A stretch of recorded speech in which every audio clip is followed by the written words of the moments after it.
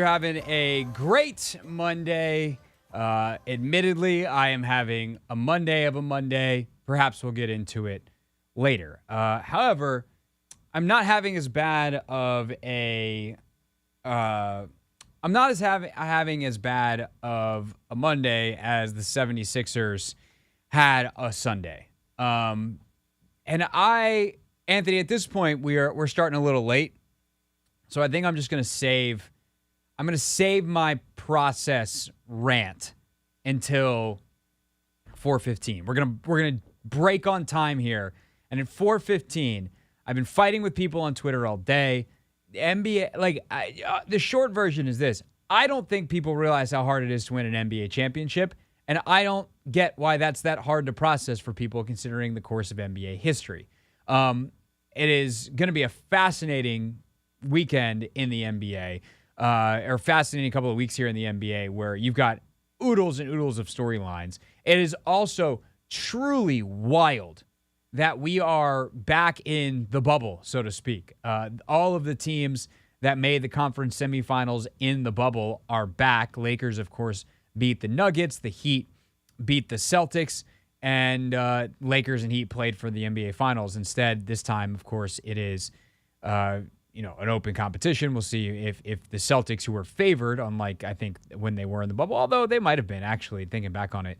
But the Heat, certainly gigantic underdogs. Instead, Anthony, of my process rant, I feel like this is kind of a cousin rant. This is definitely related to this. I saw earlier today ESPN on their ESPN NBA Twitter page put out that the Heat, according to their analytics, are only 3% likely to win. It was 97% Celtics. And I actually saw Russell tweet it out, and he goes, "What am I missing here?" And I was about to record an interview that you all will hear at 5 o'clock with Melanie Coburn, of course, one of the 40 former employees who spoke out against Dan Snyder, and it is one of the major reasons why we are where we are today with the ultimate sale of the team. But I didn't get a chance to respond to Chris, so I will simply say here, Chris was missing nothing. The problem is analytics are based off of things that have happened, and they are only predictive when used properly. They're not like looking at the Heat and everything that's happened. If you look at all the inputs, it was what got them to be the 8th seed. That wasn't a fluke. They didn't play well most of the year. They weren't healthy a lot of the year. They weren't cohesive. They missed a bunch of shots. They were terrible from 3 all year. And in the playoffs, they've reverted to being a very, very good basketball team that plays well together, plays incredible defense. They've ramped that up. And most importantly, they've hit shots. Duncan Robinson barely played for them this season. And he's been regularly in the rotation, hitting threes all playoffs long. So yeah, your analytics that say the Heat, based off of everything that's happened this season, are only a 3% chance to win the Eastern Conference Finals are bubkiss. That said, I think the Celtics should be considered heavy favorites. And if they don't mess around in the same way they kind of did in the last series, then they should be. And they were, one of the best teams in basketball all year, especially when healthy. Western Conference is so fascinating to me, and we'll obviously spend a lot more time talking about it over the next couple of days. Howard Beck is going to join us coming up at 6 o'clock to discuss as well. You have a stylistic difference.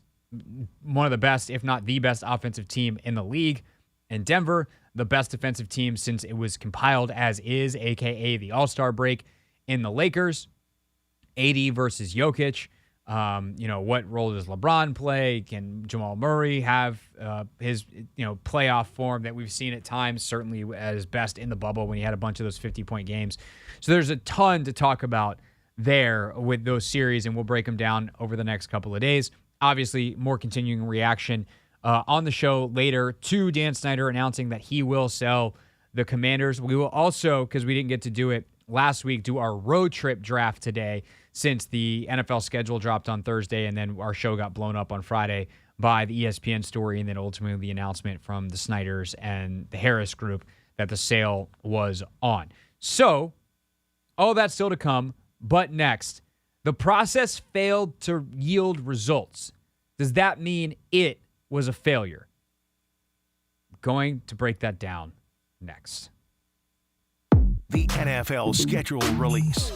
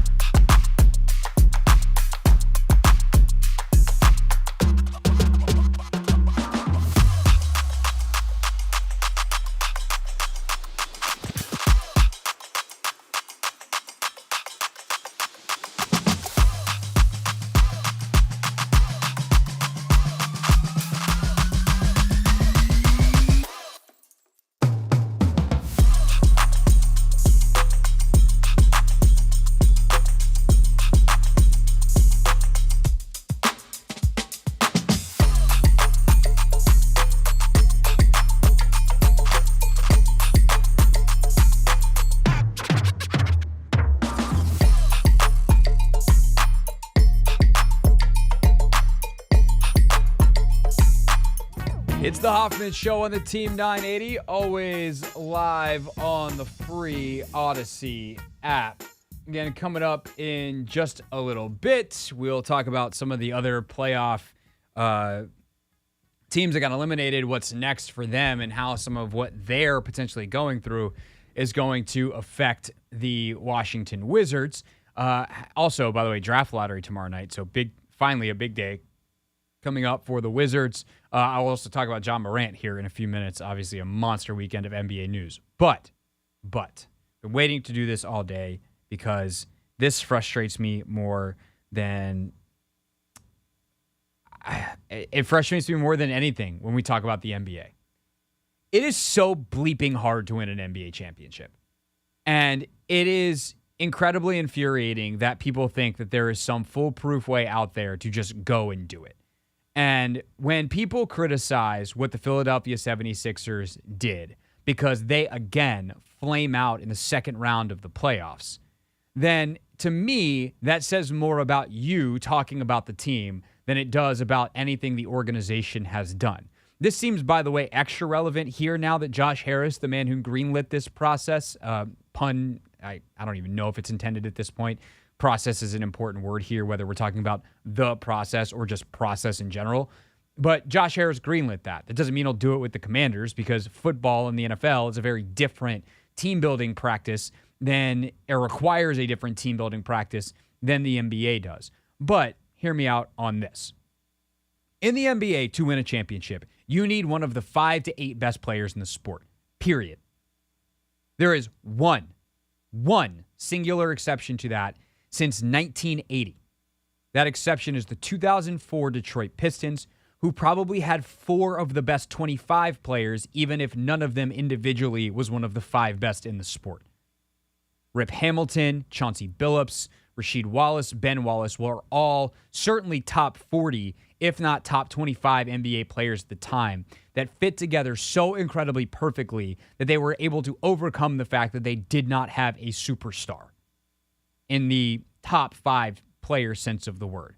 Every other champion has had LeBron James, Steph Curry, Kobe Bryant, Shaquille O'Neal, Tim Duncan, Michael Jordan, Hakeem Olajuwon, Larry Bird, Isaiah Thomas, Magic Johnson, Dr. J. I think I literally just Kawhi Leonard.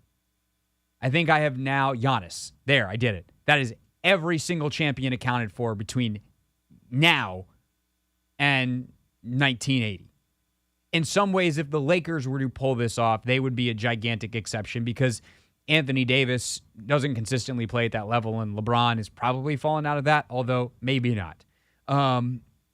Jimmy Butler obviously would be an exception. He is exceptional and even better in the playoffs, but is not consistently a top 5 player, which should tell you that it's probably going to be a Nuggets-Celtics final between Jason Tatum and Nikola Jokic, both of whom qualify.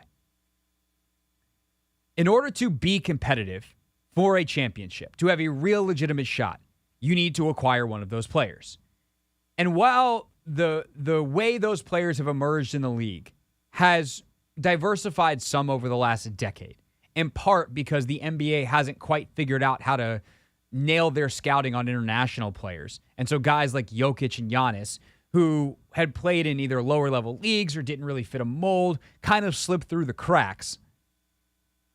Typically, you acquire those players with high draft picks. And frankly, you'd rather have the high draft pick than the lower one because the lower one always, even if you know and everybody else doesn't, requires you to get lucky. If the Bucks didn't know Giannis was going to be Giannis, but let's pretend that they did.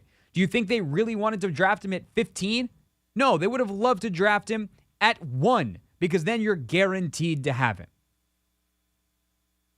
And so what the Philadelphia 76ers did is took a team whose best player was Drew Holiday and was consistently finishing in the Washington Wizards range.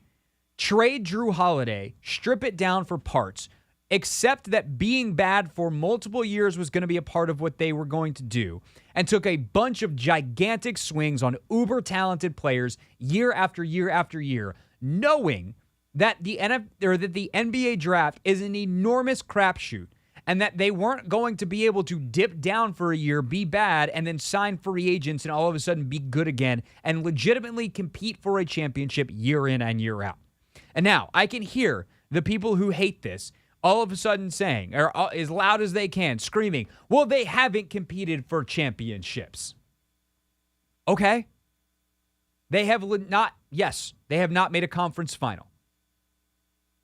But would you say they have had a legitimate shot to? Of course. They were just lost in Game 7. They lost on the Kawhi shot to the eventual champions. They've been a 50-win team 4 times in the last 6 years. That is one of the most consistent runs of excellence that has existed in the league during that time. I didn't look this up. I should have. I apologize. There can't be more than 2 franchises that have more wins than them in the last 6 years. And I'm sorry, but getting bad, whether it's bad luck or poor execution and things falling apart in the playoffs, can't be the measure of the initial idea in the first place. Were they in position to win? Routinely. Yes. Did they fall short? Also yes. Is the second fact a reflection of the decision they made to build their team in a way that was so much smarter than anyone else had ever tried doing it? Absolutely not. Now, again, you might say, well, Craig, they've never won a championship. Isn't it smarter to build the way the Lakers have or the Heat have? Sure, if you can be the Los Angeles Lakers and have free agents just come to you, you should absolutely do that. You want to know who can't do that? 29 other NBA franchises.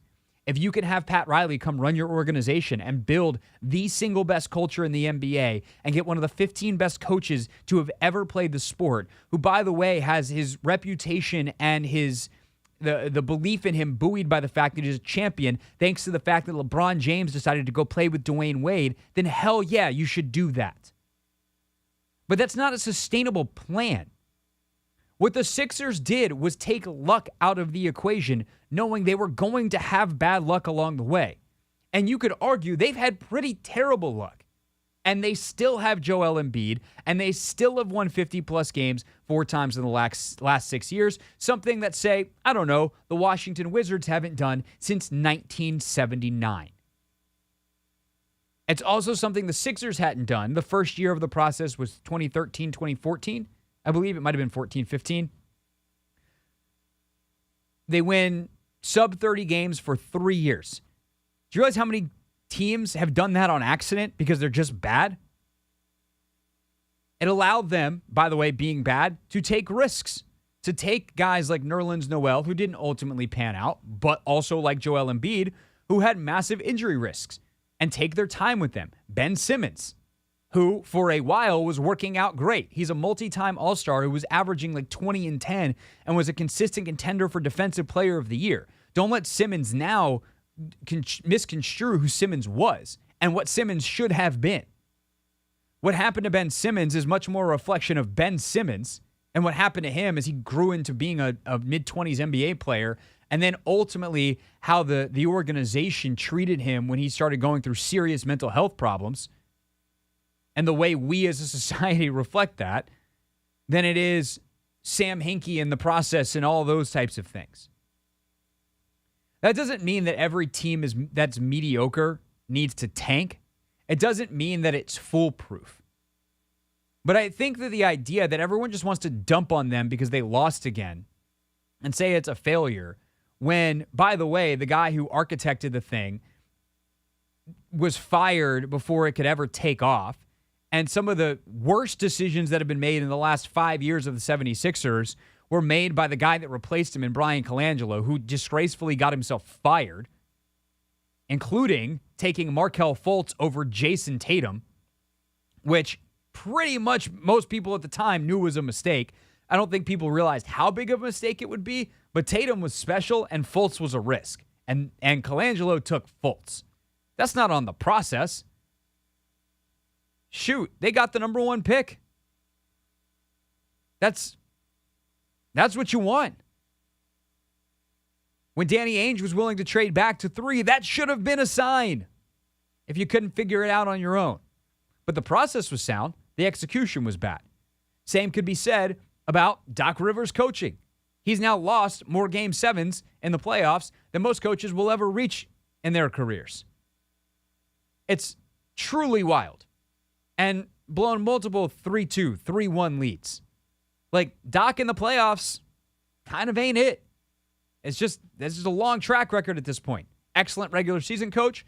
If the Wizards had an opening where they are with their franchise, I'd absolutely take Doc Rivers here. I think he's an excellent head coach. Probably will go to the Hall of Fame and probably deserves it. But his playoff record's not very good.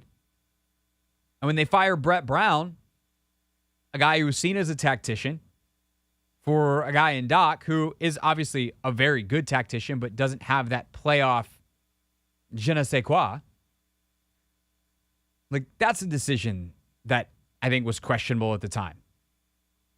So, bad management, bad coaching, players imploding or having incredibly bad luck with injuries, whether it's Fultz, whether it's Simmons with his back, whether it's Embiid never being healthy for the playoffs for a variety of reasons, including bad luck. Like, that's not a reflection of the process. The process was never about, hey, this is going to win you a championship. What the process did that's different than every other team that's ever tried to do anything in terms of team building was it sacrificed a couple of years to theoretically set up a decade of competitive basketball. And 6 years into that decade, they have won 50 games 4 times. That is an unmitigated success. Their inability to finish is a different story. But unless Joel Embiid goes somewhere, they're going to finish that decade being competitive every single year.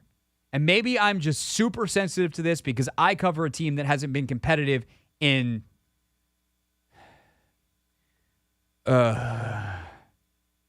decades. Realistically. Decades. But the idea that the Sixers are mid, the idea that the Sixers are a failure, the idea that the Sixers are anything but a team that needs to break through in the playoffs, which might involve making some changes, is just wrong.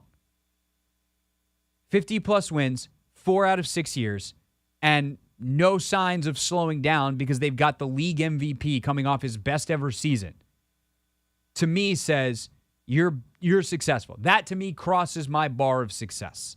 You're in it, realistically, in it, every single year. And considering most franchises never touch in it, that's really impressive. Which, if I'm going to take a 30-second, detour to end here, is why the Washington Wizards should blow it up. It's why, if they're serious about championships, someone like the Portland Trailblazers probably need to make changes, although Damian Lillard is a significantly better player than Bradley Beal at this point in their respective careers. It's why teams like Oklahoma City and San Antonio, who don't have the media pressure of some of these other markets and who will get fan support whether they're good or not because they're the only show in town, take similar strategies. They take bigger risks. They're willing to make big trades. And what they're not willing to do is be mediocre and be in the middle. They maximize their assets, which is all the Sixers did. They just took it to a level that no one else had done before, and it's working, even if it hasn't worked to the tune of an NBA championship yet. It's the Hoffman Show on the Team 980. Always live as well on the free Odyssey app. We do postmortems for the Warriors and the Suns coming up. Suns fire Monty Williams. Give some thoughts on that before the end of the hour. But we will talk about Ja Morant next.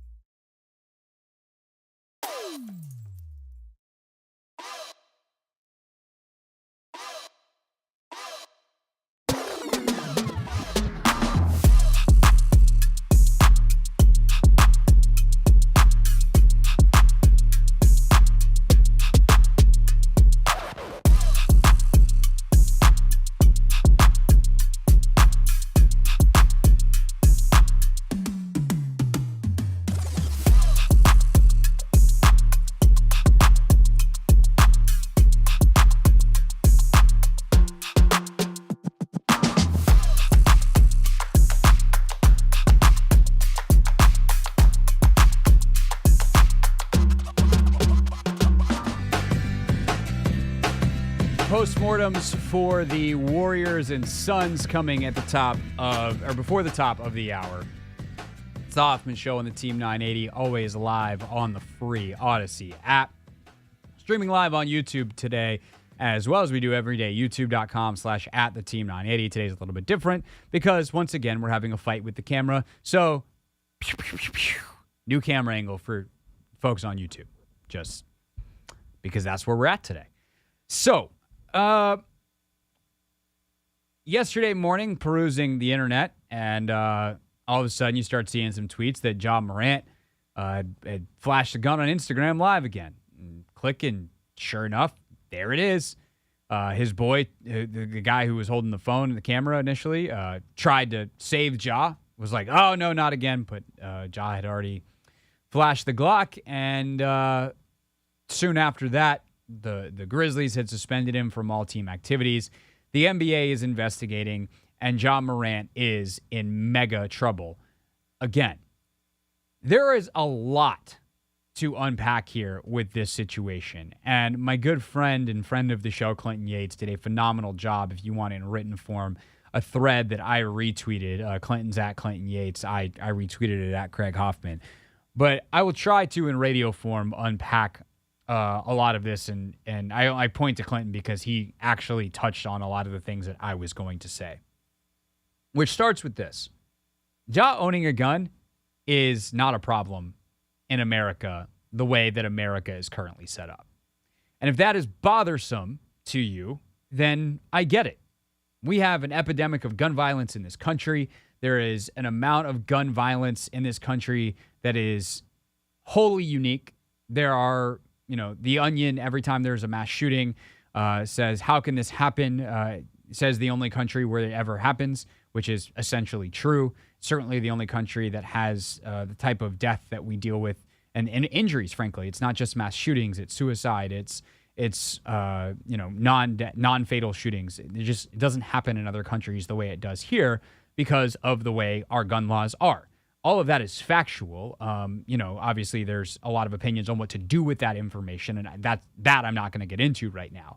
I merely bring all that stuff up to say that, Ja Morant's allowed to have a gun. He lives in Tennessee, presumably. Obviously Memphis, where he plays. I don't know if that's exactly where this was, but presuming that he was in Memphis somewhere. Tennessee is a fairly red state. They have fairly relaxed gun laws.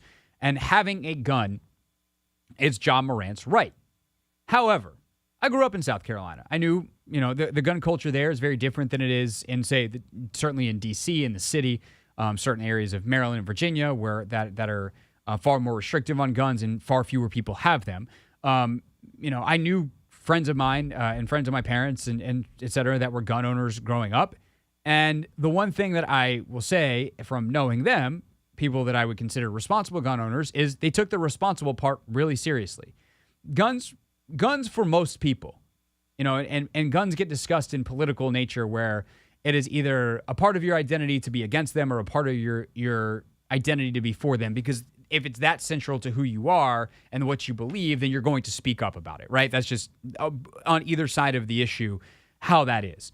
But realistically, for most people and for most gun owners, having a gun is not like they're not parading around on social media with them. They're not. It's locked in a safe safely that if they were to need it to protect themselves or their family, or if they're a hunter, when it's time to go out and hunt, they'll go get it.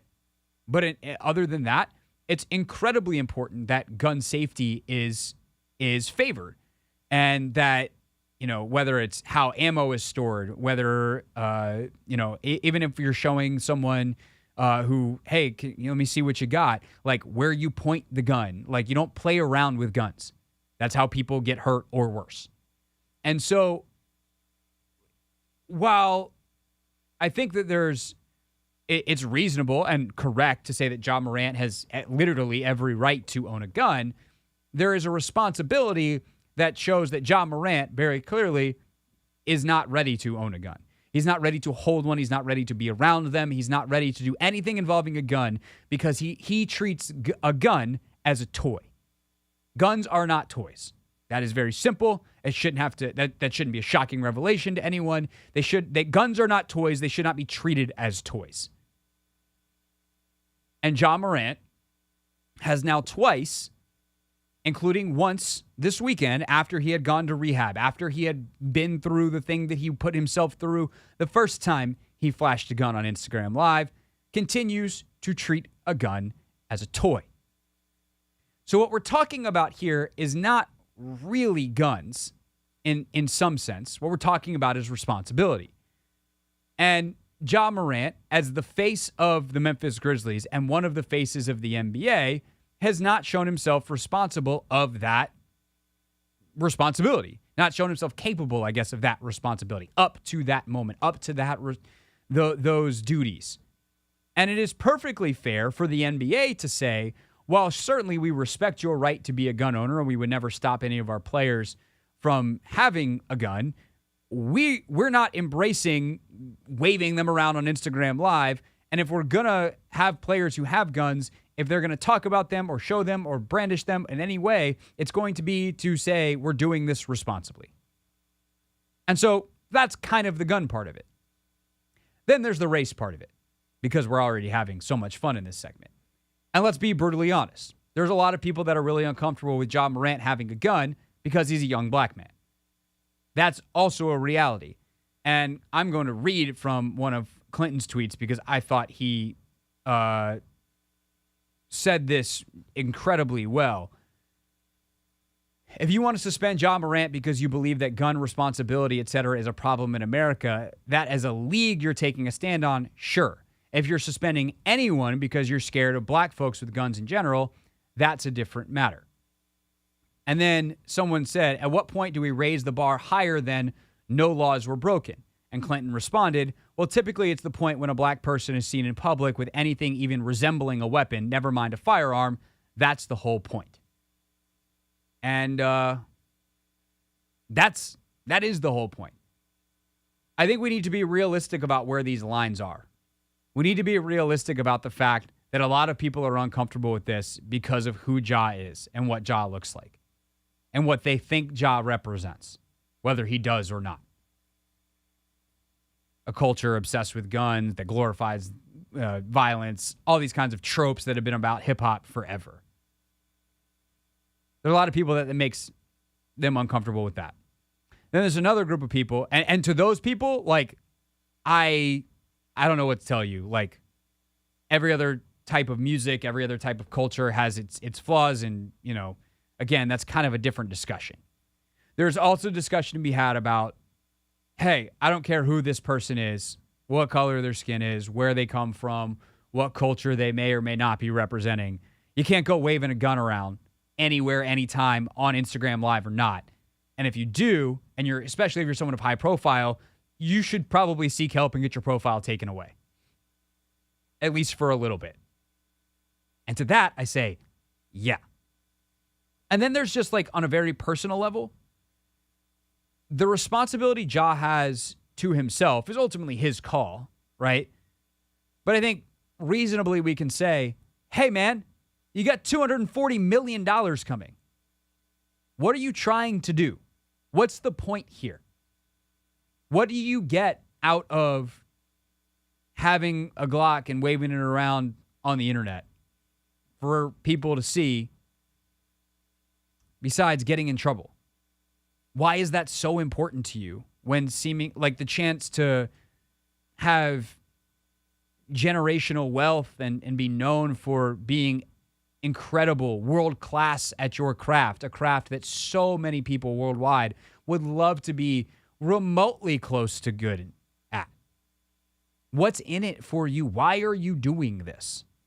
And that's a question I certainly can't answer, but it's one that I would think I would have hoped would have answered it in whatever therapy, whatever counseling, and whatever he did after the first 8-game suspension, but certainly one that I think he should be in search of now. And I'll wrap with saying this, and Clinton said this as well. Clinton spent some time with Ja over the years. He did an Outside the Line story with him a couple years ago when he was coming out in the draft. But in interviews and just in general, the way I've seen Ja outside of Instagram live videos, like, doesn't seem like Ja's a bad person. Ja's done a bunch of dumb stuff. He's young.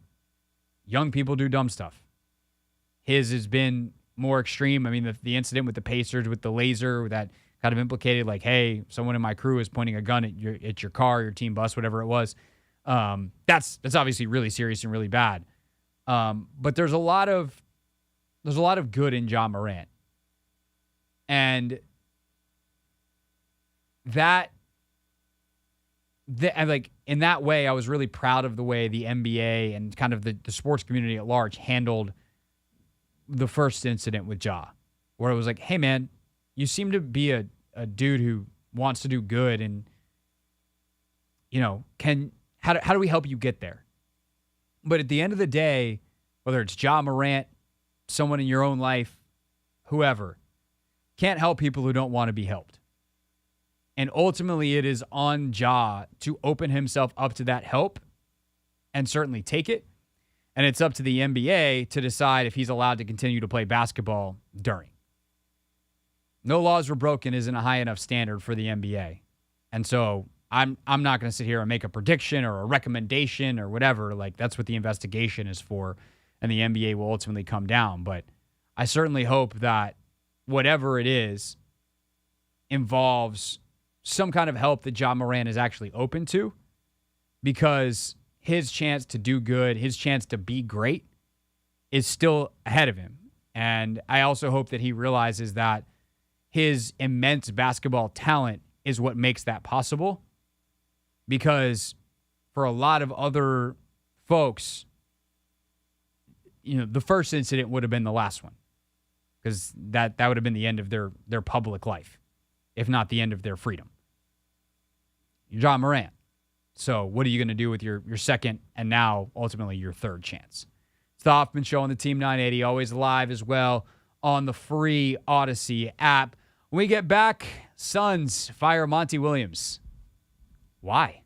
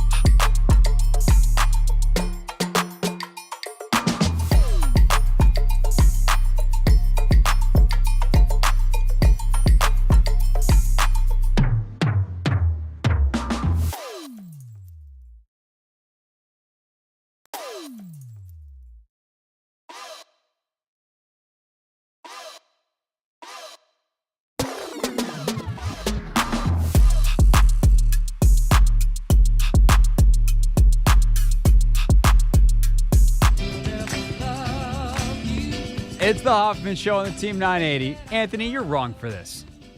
Why you got to do Monty Williams like this? What did Monty Williams ever do to you? Oh, he didn't do anything. I mean, it wasn't more so like it wasn't like I'm excited that he's gone. It was more so just, he got fired. Like, so we're hitting him with the nah, hey, goodbye song. Yeah. That ain't right. You ain't right for that one. Now, Dan, old Senor Snyder, like, crank it up. He can go. But Monty Williams is nice, man. He didn't deserve that. I just don't think there was ill intention behind the song. The song choice. Sorry. I think, Anthony, now would be a good time for a lesson about impact and intent. Yeah. Whoops. So the Suns lose over the weekend, and it is extremely uncompetitive. And that ultimately, to me, is why Monty Williams is gone. Owner Matt Ishbia is the one who made that decision. He's the new owner. And in that way, it's completely not surprising, right? New owners fire coaches all the time. All of Commanders fans who want Ron Rivera fired are nodding vigorously. Don't hurt yourselves. But ultimately, I think it's pretty in some ways it's stunning, and in some ways it's just not. The lack of competitiveness, I think, is what ultimately is the breaking point here. As the Suns go down last week, it was 125-100 in the final game of the series, and you just see 16-point loss in game. Let's see, what was that? They lost in 6, so that was game 5. And then you got a 10-point loss and another 18-point loss in game 1 of the series. And I think that when you lose by 25 at home in a season in which you've traded for Kevin Durant, you become on the chopping block. And it's so interesting, Anthony, because I think some of these teams that made moves are setting themselves up to hire worse coaches. I think some teams are not. I think Milwaukee is kind of the one that it depends on which direction they go. Bud's a really good coach, and if they go hire Nick Nurse, they've upgraded. In the same way that if Phoenix goes and hires Nick Nurse, they've upgraded. I happen to think that Nick Nurse is the best coach available on the market, so obviously anyone that gets fired, I'm like, yeah, if you get Nick Nurse, you've upgraded. I'm sure that some of the assistants, I know, I think his name is Chris Quinn. He's one of the assistants in Miami under Spo. He's going to interview for a couple of these jobs. And I have no idea what he is as a head coach. By the way, neither does anyone else because he's been an assistant. But a guy like Monty Williams, who is won everywhere, who has typically gotten kind of what you'd expect out of most rosters, who has led the Suns to the finals, who this year had to manage just an incredibly insane litany of circumstances, from Chris Paul's injuries to DeAndre Ayton's. DeAndre Ayton doesn't really want to be there and hasn't the entire season. He tried to leave last offseason, was restricted free agent. So, roster upheaval probably should have happened and for asset management reasons didn't. Navigating an ownership sale, navigating the Sarver stuff, navigating the ESPN stories, navigating all of it. And by the way, then they finally get to a point where it's like, okay, cool, let's see what we got. Kevin Durant's here, ankle sprain in warm-ups on a slick spot on the floor, and then you fire Monty Williams? That one doesn't make a lot of sense to me. And that's why I tweeted out, I think that one is fairly stupid. But, when you look at, is Doc going to get fired in Philly? To me, that's a different bit. That's a different story. But for Monty, man, I don't get it. And I also don't know, what do they want in a coach? They had good offense. They played pretty well in a lot of stretches defensively. The roster was flawed, and everyone kind of knew it was flawed this year. So, maybe Matt Ishbia has something specific in mind, but I really don't get moving on from Monty Williams right now unless Durant or Booker was like, hey, man, it's time, and I don't think either of those dudes are thinking that. I think Ishbia has an idea of the way who he wants to follow, in Monty Williams' shoes. I don't think you make a move like this just because of everything you just pointed out about Monty Williams, leading this team and really putting them in position to be successful. It is very unfortunate, though, that he does get fired literally 2 years after, taking the team to the NBA Finals. and ultimately the last couple of years they just ravaged by injuries a little bit, and it's just unfortunate, to be honest. So I think Ishbia definitely has an idea of who he wants to go, and it's just only a matter of time. I don't think the hiring process for the Suns are going to take that long to find their next head coach. I also wonder if there's someone on staff maybe. Sometimes that happens, which is interesting. But let's see. Can I get Monty? Oh, I don't want Monty Williams player stats. You know that Monty averaged his career high was 9 points a game. 9 points a game with the 96-97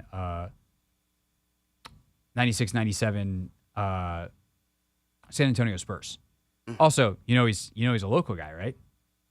I did know that. Yes. Fredericksburg, Virginia. Monty Williams, pro basket. Which, by the way, some people were like, "Well, can the Wizards get him?" And I'm like, they have a coach, but if Monty wanted to take a year to be a lead assistant here, then you sign him up as fast as you freaking can. Expeditiously.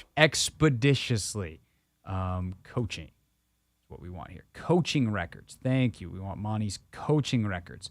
So he was an assistant in Portland for a while, and then in New Orleans, he won 46 his first year, and then the strike-shortened season, lockout, 27, 34, 45. So they had a really bad roster. They eventually get Anthony Davis, start to turn it around. He gets fired after winning 45 games and making the playoffs, and losing to the Warriors in a series where they were way more competitive than everyone thought they would be. Then all he's done is take over a Phoenix team that was in a super not great spot, take them from a 34-win team his first year to 51, 64, 45. They won 64 games last year. They went to the Western Conference Finals 2 years ago. You're firing him? This doesn't seem right. Not at all. Not at all. As for the Suns moving forward, they've got to trade Ayton, figure out how to turn Ayton into multiple assets. I think they probably trade Chris Paul. They're a potential Bradley Beal destination. The more these playoffs shake out like they have, the more I think Beal gets traded this offseason. Yeah, but do you think a team like the Suns that already have two huge contracts, KD, Devin Booker, and to acquire a third, I think they're going to have the same problems that they had this year. They're not going to have a lot of depth. And I think down the stretch of, the playoffs, you need depth. No, I agree with you. That doesn't mean that they won't try it anyway. Yeah. Like, I could see them embracing point book, signing Beal, and just being like, we're gonna score 130 points a game. I think that's probably pretty stupid. I will say the one that makes a lot of sense is Philly. I wouldn't give up Maxey if I was Philly. But especially if Harden leaves, I think, like, Joel was outside of this year when he's just, like, coming into form. The style and, like, the guys that he played best with was, like, when J.J. Redick was there. They had that unstoppable, like, dribble handoff game and pick and roll game. And they had a couple of different guys. He ran it really well with Jimmy a certain way. He ran it really well with Redick a different way. Beal, I think, would benefit so much from that. Like, it would be a hard pill for the Wizards to swallow because you're trading him, to literally the closest team. And he's probably going to be better there than he was here. But it's also worth it, especially if you can get Maxey. So we'll see. We'll see ultimately what happens there. But it has been interesting to watch this all play out. All right, more. We'll do the Warriors postmortem later. That one's going to take a little bit longer, so figured we'd save that. But coming up next, Melanie Coburn, of course, one of the 40 former employees who have taken on Dan Snyder over the last 3 years, spoken not their truth, but the truth about everything that has happened and happened to them while they were in Ashburn.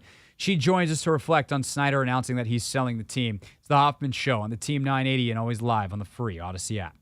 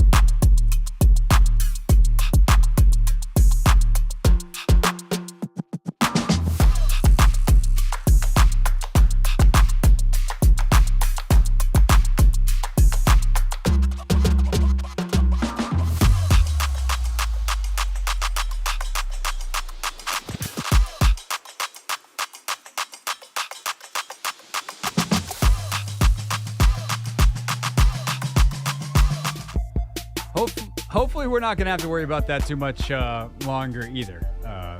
Hoffman Show. We're on Team 980, always live as well on the free Odyssey app.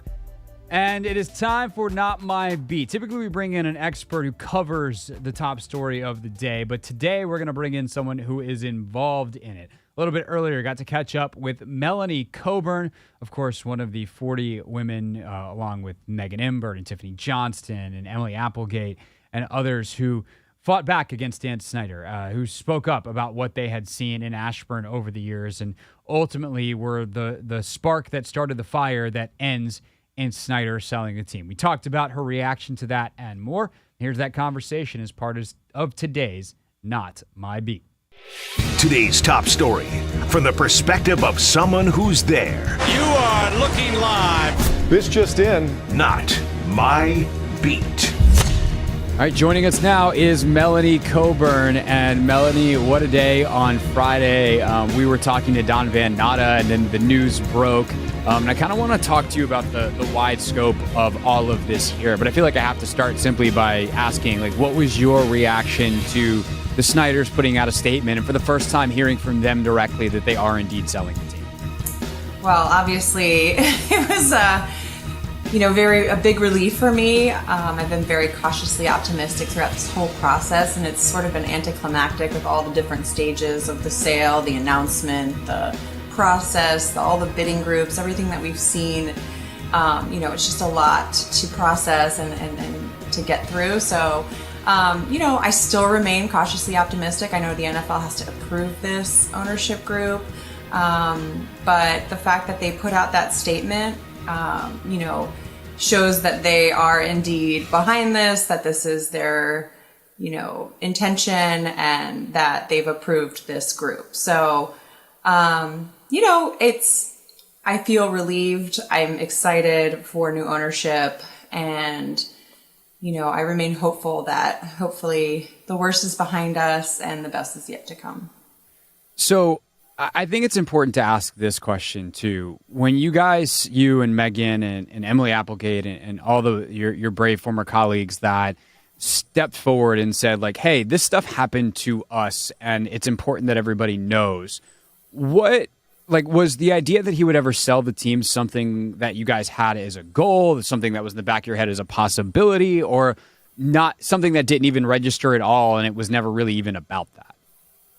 No, that was obviously the biggest goal, right? That was most people never thought it would be possible, but in the back of our minds, we knew what type of human being he was, and that he should not have the privilege of owning a franchise in the National Football League. And we've been saying it all along. I think now that more of the stories have come out and more truths have come to the surface, we can all agree that he should not be in ownership. And that was a big goal that we had, and I think that I'm super pumped that we're here and it's happening. But I've got my shirt on today because we're still waiting for a report. And as you know, the Wilkinson report was buried, and the Mary Jo White report is in progress, and we're still waiting for that one. So we'll see what the NFL decides to do.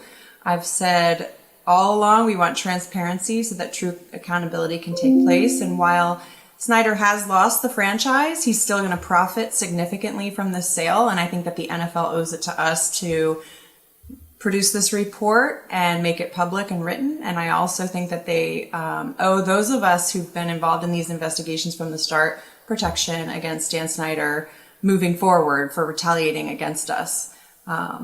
So we'll see. We'll see what they say. They haven't responded to my attorneys. And, I think that they're still very much in the process of figuring all of that out. So last one kind of along those lines. Melanie Coburn is our guest here on the Hoffman Show. Would simply be this. It's happening, and on some level that is a miracle because teams do not get, I don't even want to say stripped away from owners because this is a voluntary sale. Dan ultimately saw the writing on the wall. We can all read the reports that they would have voted him out and he's kind of got no leverage, but they didn't. He ultimately got to the point where it became intolerable and he sold. But the idea that we got to this point is something that, as you mentioned in your first answer, was incredibly far-fetched at the beginning because being the owner of this franchise was a part of Dan Snyder's identity that he did not want to give up. Knowing that this outcome, while it has happened, was incredibly unlikely at the beginning, why did you guys persist, and why did you guys start this process anyway? Because too many people have been silenced over the years. There's too many stories of inappropriate behavior, toxic culture, sexual harassment, sexual assault. These things are not okay. You can't just pay people off. This behavior needs to stop. And as I've said before, the NFL is the most prominent workplace in the country. And if we let these owners get away with it there, it's going to trickle down into all the workplaces across the country. And, I want for my niece, for all of the women I cheered with and graced the sidelines with, for their kids, I want them to have a safe place to work in the NFL. And I think that, progress needs to be made. And unless people come forward and speak the truth and speak truth to power, nothing will change. So Don Van Natta had the report on, what was that, Friday? 152 days ago on Friday. That's how these things tend to go, Melanie. Don had the report that Dan is trying to suppress the report in some way, shape, or form. Just to be clear, when you guys agreed, you, Megan, and those that talked to Beth Wilkinson and were incredibly disappointed and how that report was not released, when you guys agreed to talk to Mary Jo White, what was the agreement there? And is this just kind of like a verbal agreement, or was there signed documentation, through your lawyers that, we will participate under these circumstances? What was the level of agreement, and what was kind of in the agreement? I can't speak on behalf of everybody, but I do know that the several of us that were interviewed by Mary Jo White, all of us were very, very clear with our attorneys present that we were not participating in this investigation unless there was going to be a written public report. Mary Jo White and her colleagues promised that to us. I don't think there's written documentation per se, but there are recorded interviews with our attorneys working out those details before I would even speak. So I have to believe that she would not risk her reputation. She's very, very renowned and well regarded and esteemed in the community. And I don't think that she would do that after promising all of us. And I'm fairly certain that our attorneys will not let that happen. Yeah, that was something that Lisa said, I believe with Grant Danny on Friday. Lisa Banks, one of your attorneys, said that, we were promised by Mary Jo White and her team. I have found it interesting when Roger Goodell has spoken that he has said the findings of the report will be released. Is that something that concerns you that he keeps going to the findings? In other words, are you okay if Mary Jo White, directly from Mary Jo White, not via Roger Goodell where he has a chance to be a filter, but at least a summary findings from Mary Jo White are released? Or would you like to see kind of a full report, full transcripts, full everything, to the extent that can be released publicly? Is it that or bust? I mean, I'm going to leave that up to my attorney. Obviously, I know how I participated and I know the stories that I shared with their team. I'm assuming Lisa Banks and Deborah Katz will know, whether or not this was watered down and whether or not they are still hiding any investigative, findings and summarizing them and whitewashing them. And my hope is that does not happen. Again, I think she's a very highly reputable attorney. I have to think deep down that Beth Wilkinson didn't mean to bury these findings either. I know that the Junkies had received that draft report suggesting that Snyder divest ownership. And from what I can understand, that was a pretty significant source. And it wouldn't surprise me if that was her suggestion to the NFL. And that common interest agreement was what, ended up with the oral report and, burying those findings. So, I don't know, time will tell. Again, I'm cautiously optimistic about the report, about what it will entail, but, we've gotten this far. And I hope that more truth continues to come out. Truth will always come to light. And, he lost the team. He lost the franchise that he was hoping to leave to his kids. He wanted that to be their legacy. And, even though he's profiting, like, I know money is very, very important to him. But for me, my integrity and, the relationships and community in my life are so much more important than a paycheck to get out of town. Melanie Coburn with us just a few more minutes here on the Hoffman Show. Of course, she and her former colleagues led the charge to have the truth uncovered about Dan Snyder, which I frame that way intentionally because it's what happened. It's not a crusade for no reason. It's the truth, and if the truth reflects poorly on someone, that's on the person, not the person who exposes it. Something that people should keep in mind over the next couple of weeks, because now, Melanie, I think we reach a really interesting part of this where a lot of people are going to want to just move on, right? Now it's like, okay, he sold the team. I don't want to ever hear about Dan Snyder again. Why is it so important to you? And why do you think it's so important at large that the truth continues to come out and that, for instance, the Mary Jo White report does not get buried? Well, it's important so that history doesn't repeat itself. We need to learn from the past mistakes. The NFL needs to learn from how they handled this situation, how they handled an owner who was out of control. I mean, they need to figure out how to avoid this moving forward. I also think, it's really important for the new ownership group, who I have a lot of faith in, just based on my research and mutual connections and, hearing about their leadership style. They sound like a great group of people. And I hope that they can come in and really, they need to know what was in that report too. They need to know what he did to this fan base, to the former employees, to the former alumni, and everybody that was in that organization. It's broken and it needs to be reconciled. And I think that they need to come in and they need to be mindful of that and, talk to the various groups of people, the alumni, the football. There's players who are still sort of estranged from the team and want nothing to do with it. There's fans that, gave up season tickets years ago because of Dan Snyder. And I think that there's such a huge opportunity here to reconcile this fan base, to bring it back to its glory. And I know that that's what they want ultimately. So, I hope NFL releases this report so we can learn from it and learn how not to be moving forward. And also, see who was hurt along the way and how can we sort of bring them back in and get everybody cheering together again.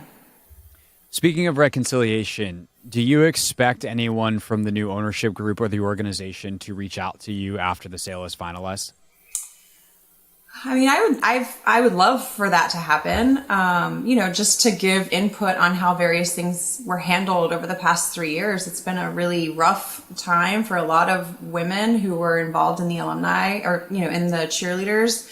Our own alumni association sort of was divided, and there was women that were, supporting and aligning with the team and not really respecting or honoring what had happened to the women in the videos. And so there's a lot of division, I think, overall in the fan base. There were a lot of Dan Snyder, loyalists who were saying that we were making it up or we just wanted money. And just people didn't really follow along. There's so much in this. In the past 3 years, it's really hard to follow along. If you're a casual fan, you probably don't understand how much it really was. But if they had read, right, they knew we didn't take the money. We didn't accept the hush money. We're not suing Dan Snyder. Like, this is not for that purpose. Like, we just want a healthy, safe workplace for this team moving forward. And we want the NFL now to be held accountable for their how they handled this whole process. Do you think that there is any chance that there is any kind of, I'll call it repercussions for the NFL, or is it just like, obviously Congress is looked at a bunch of stuff. They had Goodell up there, but it seems like Snyder is, I don't want to call him a scapegoat because that makes it sound like, they just put it on Dan, even though it wasn't his fault. Like, no, it's his fault. But like, he's going to be the fall guy. And that's going to avoid others potentially going down. Do you think that there's any way that should there be any other repercussions for the NFL or anybody involved? And two, do you think that's likely or possible? Well, I think now that we know about the common interest agreement, we know that NFL knew that those findings were never going to be public anyway. And I believe the Beth Wilkinson investigation itself felt, they misled us in that investigation. So I don't know whether that's Goodell or any other executive leadership at the NFL, but somebody there knew and was complicit in this cover up. I do believe that. It's going to be hard to prove, right? I guess it just depends on how, the next few weeks play out, whether or not this report also gets buried or whitewashed, and we'll see sort of how they respond to everything that's happening. I mean, it's all happening so fast. It feels slow for the fan base, but it is happening pretty quickly. So I think the next few weeks will be telling. The owners' meetings, if there's any votes on the sale, those types of things, and of course the report. Last thing for you is Melanie Coburn is with us here on the Hoffman Show. You were a fan for a long time before you ever worked there. You obviously were super involved with the team as a cheerleader, and then as a employee of the club outside of the cheer squad. You're still local. Like, you got kids that presumably like football. Like, do you become a fan again? Have you found another team? Like, what's the relationship for you and the Washington Commanders moving forward once this thing gets finalized? Oh, I was a season ticket holder for many years as well. I grew up a Redskins fan. My dream was to be a Redskinette. I cheered them on for my entire life, as long as I can remember. And I would love nothing more than to be able to sport my burgundy and gold and cheer them on and be a part of the fan base. I have not switched teams. That's not something I would do, because it is an NFL thing, right? Like, I am still boycotting the NFL until this report is made public, till there's true transparency and accountability. And Dan Snyder profiting $5 billion. Yeah, he loses the franchise, but there's still no public report of this. And he basically will have gotten away with paying everybody off for their silence. So for me, I want the transparency and accountability, and hopefully if the NFL handles this the right way, then you'll see me next season. That's assuming I would go to FedEx Field, Melanie. That's a big assumption. I'm not going out there, but that's a different story for a different time. Melanie Coburn with us here on the Hoffman Show. Thank you for your diligence. Thank you for your time. We appreciate it greatly here on the radio, and I know a lot of fans who obviously have sent you many kind of messages appreciate your diligence and your bravery along the way. Craig, thank you so much for your continued support and for talking to all of us and giving us a platform to tell our side of the story, and for, just also seeking truth. I appreciate you. Melanie Coburn with us on the Hoffman Show on the Team 980, always live as well on the free Odyssey app. Keep talking about the Commanders sale. Keep talking NBA with you. Coming up here, Howard Beck joins us at the top of the hour. Keep watching. If you're watching on YouTube, keep listening to us here on the Team 980 and the free Odyssey app. Take some calls as well, 301-230-0980. Today's top story from the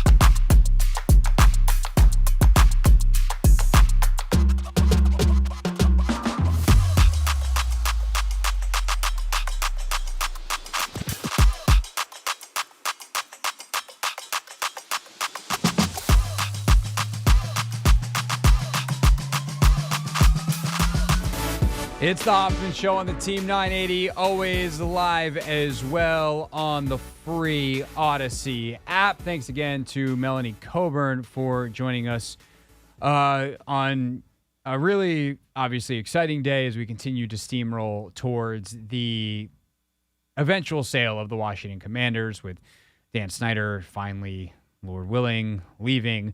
But also, I would say for Melanie and the work that her crew has put in, like a little bit of a trepidatious day, a day where, Friday, and obviously as we continue on all of these days, a time, let's call it, where we don't know exactly what is next for the transparency and accountability pieces. It is certainly one thing for Dan to have to sell the team, something he never wanted to do, but this is a man who's about to make $6 billion and keep most of it.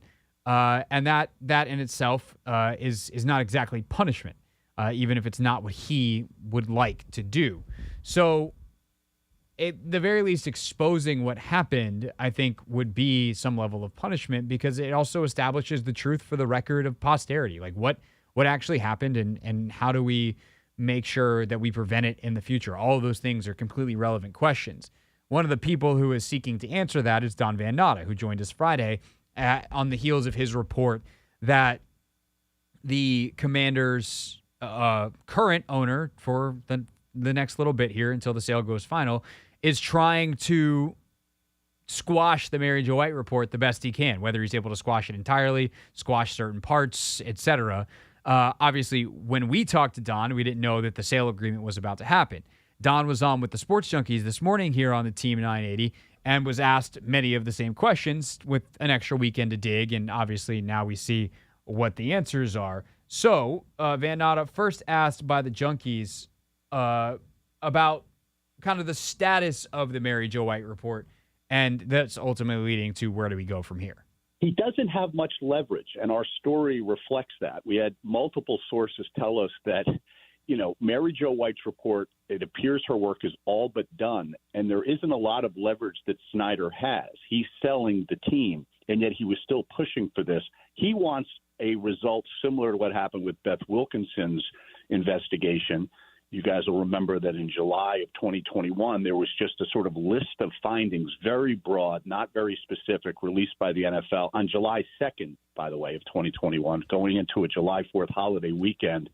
And that's when Snyder agreed to step away from the team for a number of months. He wants that kind of result from Mary Jo White's report, but our understanding is he's not going to get it. There's going to be findings of some kind. And Lisa Banks, who I know you guys know, the lawyer for the former cheerleaders and former employees, was on the record on our story saying, if these findings are released, she wants to make sure they are not truncated, watered-down version of the findings similar to the Wilkinson investigation. She says that will be a big problem. So there's a lot of pressure being brought to bear on the NFL here and on Roger Goodell that Mary Jo White's report be released completely, or at the very least, complete findings be released when her report is concluded. So I think the biggest thing there that Don says that I will underscore and stress is that Snyder has now lost essentially all leverage. When you've signed the deal and you've submitted it for approval, you can't back out. So the question I have that I don't think anybody really knows yet is what was agreed upon to get to the point they got to on Friday. What implicit or explicit agreements exist to wait on the report, to release the report in a certain way, timing, certain matters not included, all of these things. What Dan cannot do is say, well, I'm just not going to sign the agreement, because he signed it. He gave away that piece of leverage, which technically he still had, but as Don noted, he didn't have a whole lot of leverage, because if he had continued to mess around, he would have gotten voted out and they would have pushed this thing through. The other thing that Don mentions there that I think is worth underscoring is the NFL is now between a rock and a hard place, because the NFL is between Snyder, who doesn't want it to come out, and Lisa Banks and Deborah Katz, who are like, if it doesn't come out, we're going to have problems, which you don't want lawyers saying, hey, we're going to have problems when they're not. I mean, you don't want any lawyer, someone else's lawyer or your lawyer, to say, hey, we're going to have problems. But you certainly don't want to set yourself up for a lawsuit. And by the way, Mary Jo White, as she told Melanie, and Melanie told us, and we've heard this from many other people, whether it's reports or people that talk to Mary Jo White, was pretty adamant that, like, I'm not doing a sham investigation here. If we're doing this, like, I'm going to release something. And so the NFL is now between that rock and hard place. And thus the question, will this report even come out at all? Here's Van Natta this morning here on the Team 980 with the Junkies. He doesn't have much leverage, and our story reflects that. That was the ask. That's been the ask, is that you bury it, or, look, you're getting what you want. The NFL has wanted him to sell the team. They have wanted to be rid of him for quite a long time. And so the leverage is, I'm going to go forward with this. If you either minimize the findings, bury it, whatever language you want to use, water it down, make it similar to the Beth Wilkinson findings. And, as we saw Friday, just a few hours after Seth and I dropped this story with all these details about these discussions that are going on, the announcement came out that the sale is going forward. But as I said to you guys earlier, and I was saying this Friday afternoon as well, this is a separate issue from the sale. The sale agreement is between Dan Snyder and the Josh Harris Group. Right. This issue on Mary Jo White's report now is really between the NFL and Dan Snyder. And I believe those discussions are going to continue. Look, the NFL also has something to lose here. There's optics here. Why didn't the NFL do anything more about the allegation dating all the way back to 2009? What did they know about that? So there's some management here on the part of the NFL as well. They want all this stuff to just go away, but Roger Goodell has told us repeatedly, and he's also testified before Congress, that Mary Jo White's findings are going to be released. And it's our understanding, too, guys, I wanted to tell you this.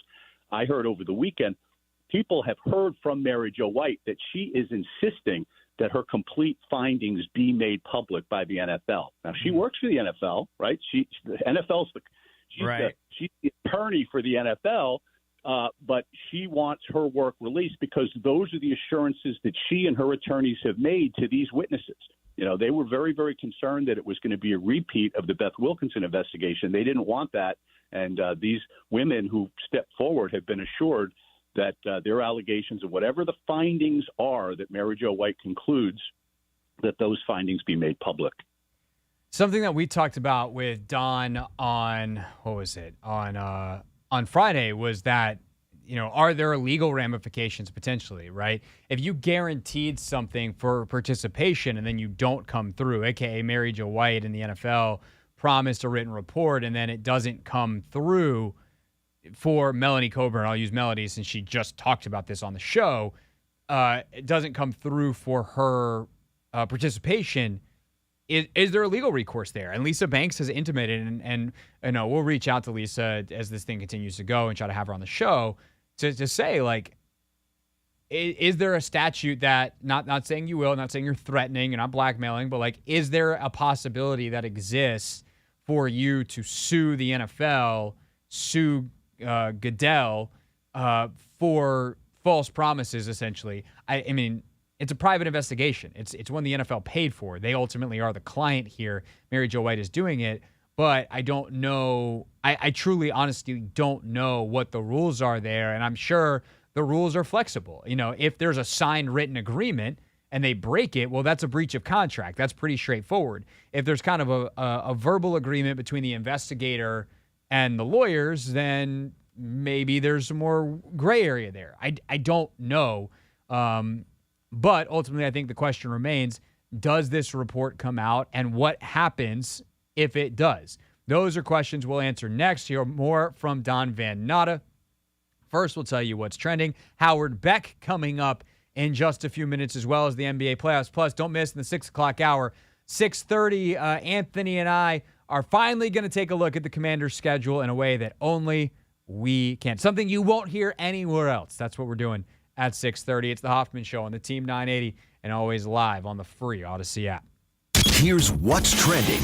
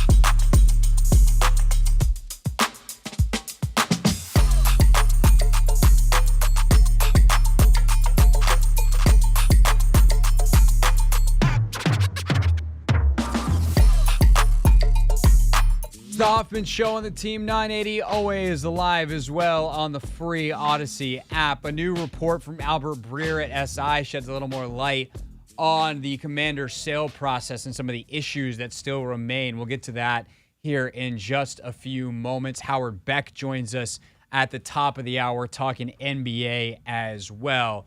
However, we continue with the fallout from Friday's ESPN report by Don Van Natta, who joined us on Friday, joined the Junkies this morning. Of course, a fairly significant thing happened in between. Dan Snyder announced for the first time, like, yes, I am actually selling the Washington Commanders to Josh Harris and company. So what happens now with the Mary Jo White report? The report that, according to Don and his colleague Seth Wickersham, Dan Snyder was trying to bury in any way he could, whether he could put it completely underground, whether he could put a lot of dirt on it and ultimately not have the most damaging parts to him see the light of day. What happens now? And is there a chance that no report comes out? Here was Don Van Natta this morning with the Junkies after, of course, when we talked to Don on Friday, we didn't have this announcement. Don has been continuing to report, I would guess, all weekend. So here's Don's best guess on what happens now. Around the league, nearly unanimously, from what the people that Seth and I have spoken with, they want Snyder gone. So again, remember, we had a lot of discussion for months about whether there would be a vote taken and whether 24 of the 32 owners would vote him out. That's a bridge too far because that's an unprecedented action.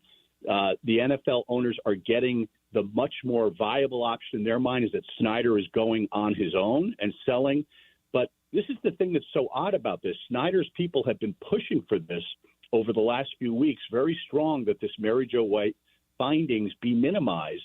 And we had somebody who's even close to Snyder give us that quote that you just read. His odds of burying the report are the same as his odds of trading for Patrick Mahomes. It's not going to happen. Now it's really where in the middle is this going to land? On a scale of 1 to 10, 10 being the complete report being released, 1 being or 0 being that the report is completely buried and there's nothing, is it going to be somewhere in the middle of 5 or a 6 where findings are released? It's a little bit more detailed than Wilkinson, than what they did with the Beth Wilkinson report, and is that where we'll end up, and will that satisfy people enough? But people are watching carefully, as I said. The attorneys for these women are really holding the NFL's feet to the fire that a complete report or something very, very close to it be released by the NFL when Mary Jo White's done with her work. And it also should be noted that Don reported that Mary Jo White is basically done with her work. Like this is very close to coming out. It also should be noted that as far as the Washington Post reported, and Don certainly doesn't have any information that he's put out in any of his reporting counter, Snyder has refused to participate in this report. And so my guess is what happens is a findings report comes out from Mary Jo White. It is scant on details, and the NFL will say that is to protect those who testified. It is enough that Lisa Banks and Deborah Katz might, and also it should be pointed out, Brendan Sullivan is the attorney for the woman who accused Dan Snyder of sexual assault on the plane in 2009. He is also a big, gigantic, powerful attorney who will not go quietly if he thinks his client was wrong. So it should be noted that he is a factor here as well. And while Banks and Katz have done a lot publicly, Sullivan's the kind of guy that would sue the NFL and be like, let's go. You want to play? We'll play. Not that Katz and Banks won't, but a lot of their stuff is, obviously providing legally sound, PR on some level and making sure that their clients are treated fairly. And if they're not, then the ability to sue and do more lawyery stuff. But so much of law and the kind of stuff that we're talking about here, it winds up being PR, and that's how you ultimately get settlements and things like that in a lot of cases unrelated to the NFL. Anyway, that was a whole legal sidebar, but to point out, like, Brendan Sullivan's a bigwig as well, and he is someone that is lurking in the background of all of this with perhaps the thing that could be the most damaging to Snyder personally. My guess is there is as little detail as possible, but enough to cover their asses at the NFL.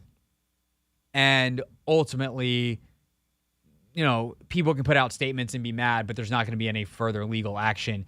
Dan will get away with the most damning details saved, but still a very scathing report that says, in our opinion, and this is, I think, part of the reason why he hasn't participated, right?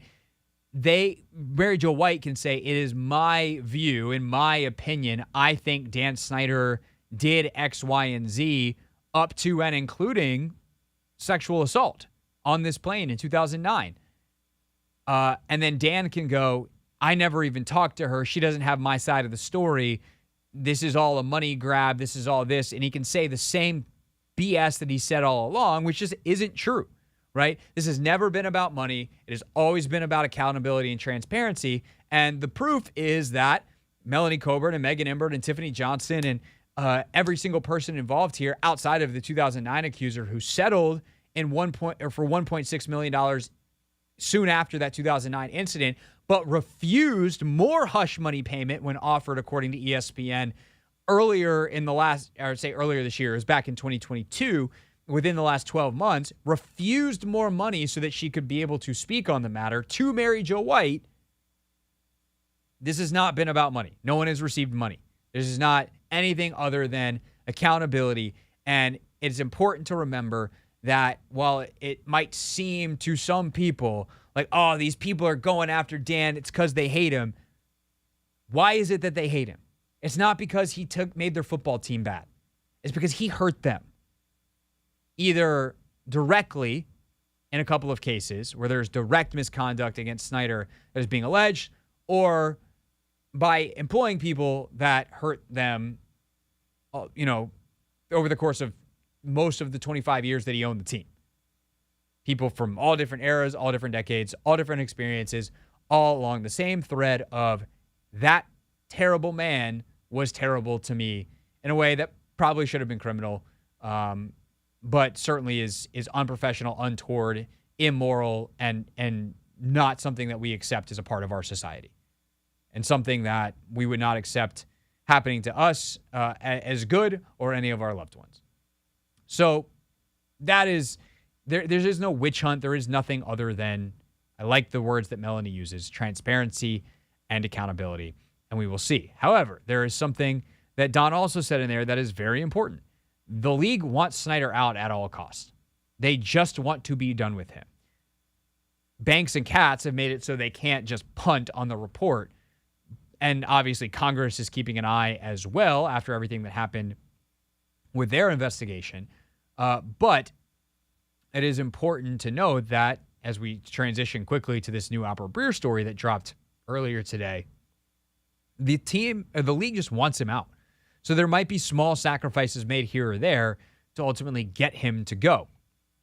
Breer reporting earlier today that while no one in Washington needs to be concerned, there are some kind of concessions / tweaks that they're allowing and things that they're having to work through, including the 30% cash minimum, that the Harris Group may be taking on more than the allowable amount of debt to purchase the team, that all these things are having to get ironed out and they're willing to work on it because they want Dan out. And this is the fastest way to do that. What's interesting about Breer's report that is completely unrelated to anything we've been talking about is Breer thinks, and we've talked about this with Eben Novy-Williams, I've talked about this myself on the show, this is the last sale to ever happen like this. Just straight up, that's what it's going to be. I shouldn't say that definitively, because I guess the Seahawks could get sold specifically to Jeff Bezos under the current rules, and Bezos will have no problems.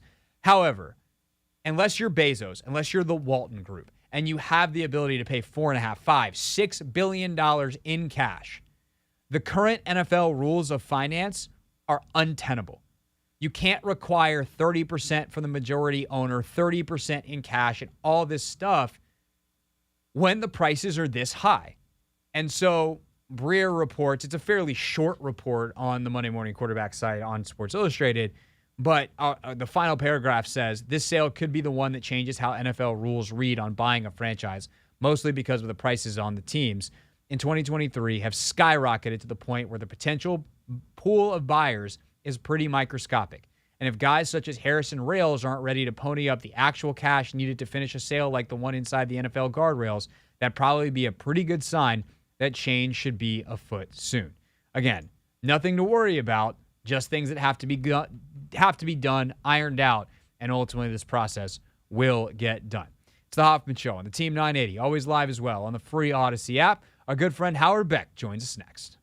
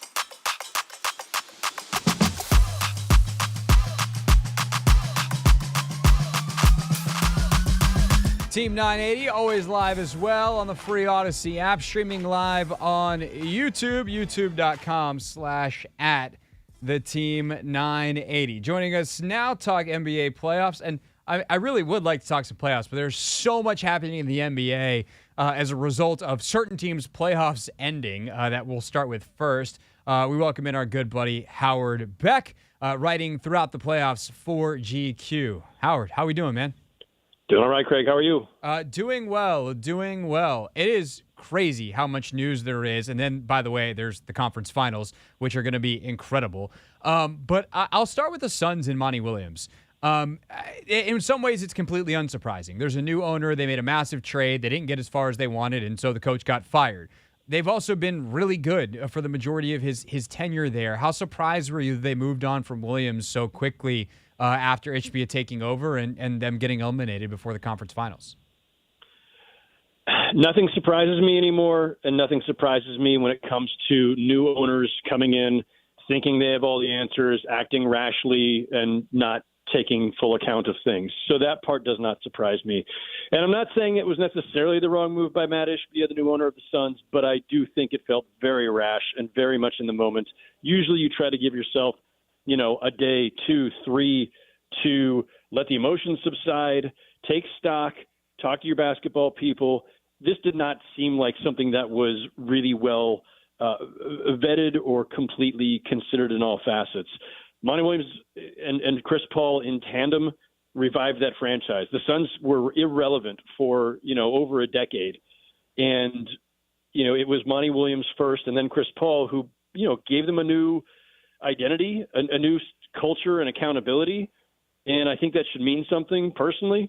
And I also just think that whatever the Suns' shortcomings were in losing in that 6-game series to the Denver Nuggets, they weren't really much about coaching. And we can always, after the fact, say, or in the midst of a series, say, here's nitpick this part of the rotation or nitpick this matchup decision. That's fine. Like, all that's fine and fair. But the Suns' biggest problem was that when they traded for Kevin Durant, they lost a ton of depth, they lost a ton of defense, and there wasn't enough season left to replenish all that, not to mention, because of Durant's injuries, they didn't even have much time with him to establish chemistry. And you could see Monty Williams hunting and pecking, trying to find combinations in the playoffs because he never could figure out a rotation in the regular season, given how little time there was with a new team and, a newly reconstructed team. And besides that, a lot of players who just weren't reliable rotation players. So, nothing about the Suns' playoffs surprised me in terms of the results. Like, I never bought into them as these favorites in the West. I thought they were a potential favorite in the West, but it wasn't a given just because they had Durant and Devin Booker. Their talent drop off after their top 4 was steep. And when they lost Chris Paul and then lost DeAndre Ayton, they just had nothing left. And so those are the factors that you should be considering before firing a guy who was coach of the year just a year ago. Right. I was with you, by the way. I think we even talked about this on the air that, like, we kind of just didn't understand why everyone was anointing the Suns. Yeah. They were going to be really talented, but they needed a lot to go right, and pretty much nothing did for them, starting with when Durant, almost immediately before his debut, I think it was, or a couple days after, turned his ankle in warm-ups. Let me ask you this, Howard. Both your own personal opinion and kind of general league consensus. How good of a coach is Monty Williams? Because, Nick Nurse gets let go, and that dude's awesome. Whoever gets him is getting one of the best in the league. But is Monty Williams just going to walk into another head coaching job and immediately, again, resume being one of the best coaches in basketball? Because it certainly feels like it. So, interesting kind of data point here. Monty Williams wasn't just coach of the year by vote of the media. I think that was last year. But then 2 years ago when he lost to Tibbs, the Coaches Association, which is all the other head coaches, voted him coach of the year. So he's been coach of the year, twice by 2 different bodies, one being the media and the other being his peers, his coaching peers. That tells you a lot. Monty Williams is universally respected and universally liked. And again, doesn't mean he did everything perfectly. I think he didn't manage his relationship with DeAndre Ayton particularly gracefully, and it was kind of a strange set of circumstances surrounding that relationship. But overall, everyone has great regard for Monty Williams, and I do think, excuse me, I do think we'll see him again soon if he wants to, right? Like, he's got a couple years left on his deal. He could choose to sit out for a bit if he wants to take time and take stock. But as you know, the Raptors have an opening, the Bucks have an opening. It wouldn't surprise me if we see him again very soon. Right. Local guy. If he wants to help out his hometown basketball team here in D.C. and just go, give Wes Unseld some side knowledge with less pressure of not being head coach. Come on down, Monty. We'd love to have you back in the DMV. Howard Beck with us here on the Hoffman Show, writing all playoffs long for GQ. So that brings us to, I guess let's go to Philadelphia next, because the commentary on the process of it being a failure, I actually started the show with it today because I find it so annoying. This is a team that has won 50 games 4 times in the last 6 seasons, yet somehow has not made a conference final. How do you square those two things in terms of where the failures are and aren't with the Sixers, and thus how they move forward? Yeah, there's a lot of different layers to this. Let me start with the process thing. The point of the process was not that you could somehow manufacture things to guarantee yourself title contention. Like, there's no such thing. There is no formula, no manipulation, no anything, not through trades, not through the draft, not through anything that you can guarantee yourself title contention or guarantee yourself titles. The point of the process, and I say this just as a matter of fact, I'm not trying to defend it, was that if you are bad enough years in a row, really, really bad, and you get enough bites at the apple, meaning high picks, because the lottery itself is volatile, because drafting is still volatile, give yourself as many chances to get a franchise star as possible. And they succeeded to the extent that they got 2 players who, at least for a time, were both All-NBA, 2 of the best players in the league in Embiid and Ben Simmons. Weird things happen with Ben Simmons that have nothing to do with Sam Hinkie or the process or tanking or anything else. Just Ben Simmons things happen to Ben Simmons. Joel Embiid, rough start to his career, but has settled in as one of the greatest players in the game and was MVP this season. So if the point of the process was to get a franchise star that you could then build a contender around, it worked. They got Joel Embiid and for a time had Ben Simmons. They misfired on Markelle Fultz. They misfired on Jahlil Okafor. Thank you, Jahlil Okafor. Yeah. Nerlens Noel. So forgettable that I couldn't actually remember his name on the fly. But the point is not that you're going to ace the draft every time you pick top 3. There is no acing the draft. That's why you want multiple chances. Anyway, yes, they have been one of the best teams in the East for several years running now. So, yeah, it worked. If the standard for it worked as a championship, well, then a lot of things don't work a lot of the time for most of the league. Right. Is this era somehow a failure? I mean, there are a bunch of teams we could look at over the course of NBA history who were perennial contenders and never broke through. And they're not all failures for never having broken through, because only a handful of teams win championships in this league, because this has been a dynasties type of league.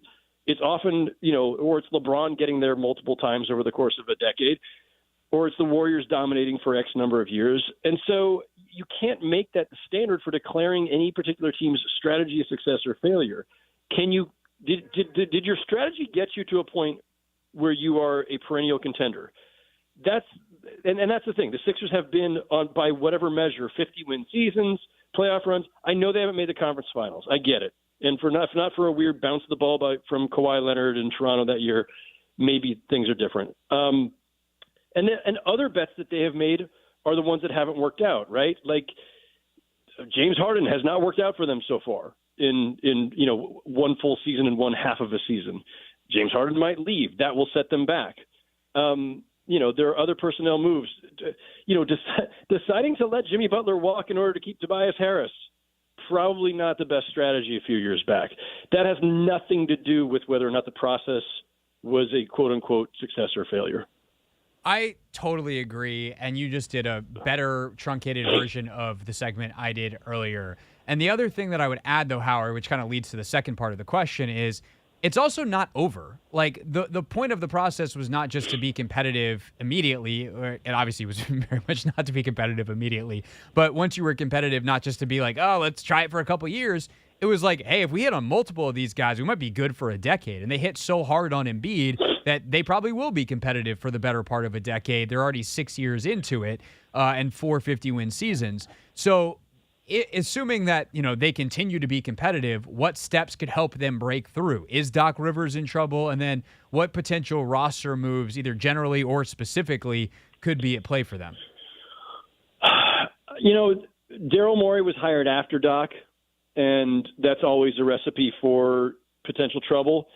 I think Daryl has been very supportive of Doc since he got there, but when you flame out a couple times, and there's been questions about Doc's coaching anyway, he would probably be squarely in the crosshairs. I don't know how that's going to play out. We'll see. Unlike the Suns, they haven't rushed to do it within 24 hours after losing. So, give that a little bit of time, but it wouldn't surprise me in the least if they decide to make a coaching move. But their problem is that, in large part, and, look, we could talk about Embiid as well, but James Harden has a bad postseason record. He just does. He's had some good games in playoffs, but in the games that matter most, when the series is on the line, he tends to fade. And he was doing that even in his prime years with Houston. And we've just seen it again 2 years in a row with the Sixers, where he just kind of goes meekly sometimes. And Embiid's had his own bumps, but Embiid was hurt again. And look, I thought it was fair for Doc to say it yesterday that he said something to the effect of I wish we could see one postseason where Joel Embiid's actually healthy. And it's true that everyone's banged up this time of year. I get that, but Embiid wasn't just banged up. It wasn't just like, oh, my ankles are sore and I'm tired.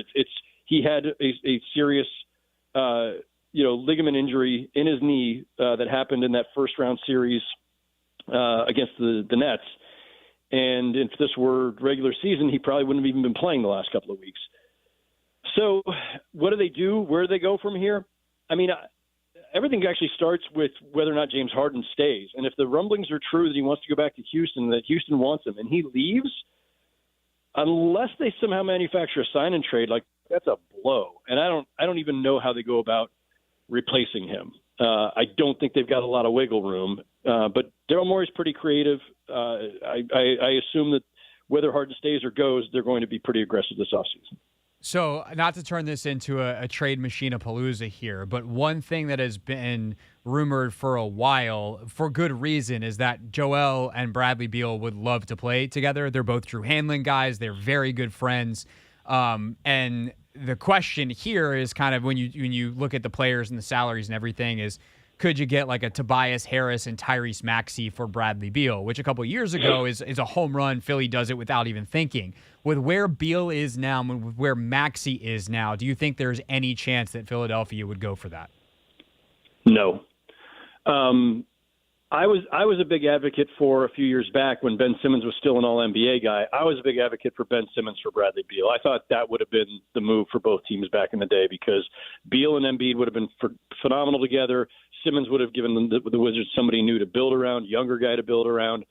Tobias Harris and Maxey, I think Harris is going into the last year of his deal. But Maxey's a blossoming young star, and as good as Beal is, he can't stay healthy. His contract is way beyond his actual value. Like, he's a really good player, but that contract is brutal.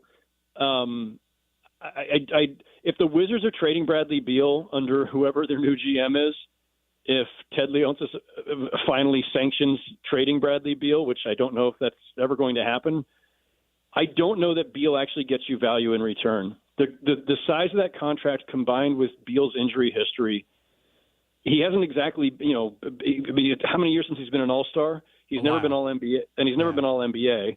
I don't know if that's a negative value contract, but it's going to be hard to get full value in return.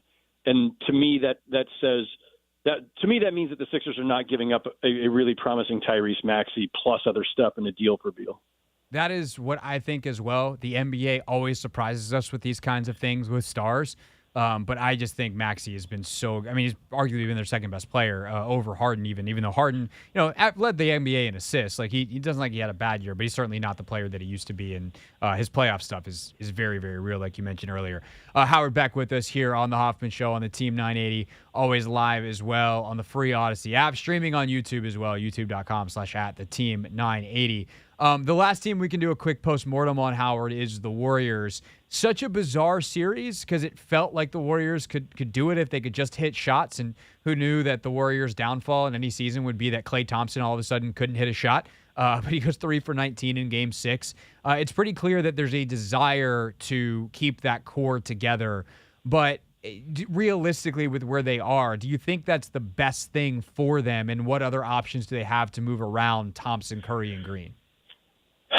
So you start with the GM, actually. First, they need to re-sign Bob Myers, because I think if Myers is still there, and I think it seems that Bob Myers is just kind of considering his own options. It's not just about pay or contract; it's about what he wants to do. But if Myers stays, like Bob Myers has such great relationships with the players, that's going to affect everything else. Meaning, Draymond Green is eligible for an extension and can opt out. Klay Thompson is eligible for an extension, and you have to walk a delicate line with your core stars who have won you 4 championships when you're saying, look, we want to keep you here and we want to keep this core around Steph, but we have to be careful about our salary cap situation. We've got to bring our luxury tax bill down. The new CBA is going to make it really hard on teams to keep spending at that level and still be able to add to their roster.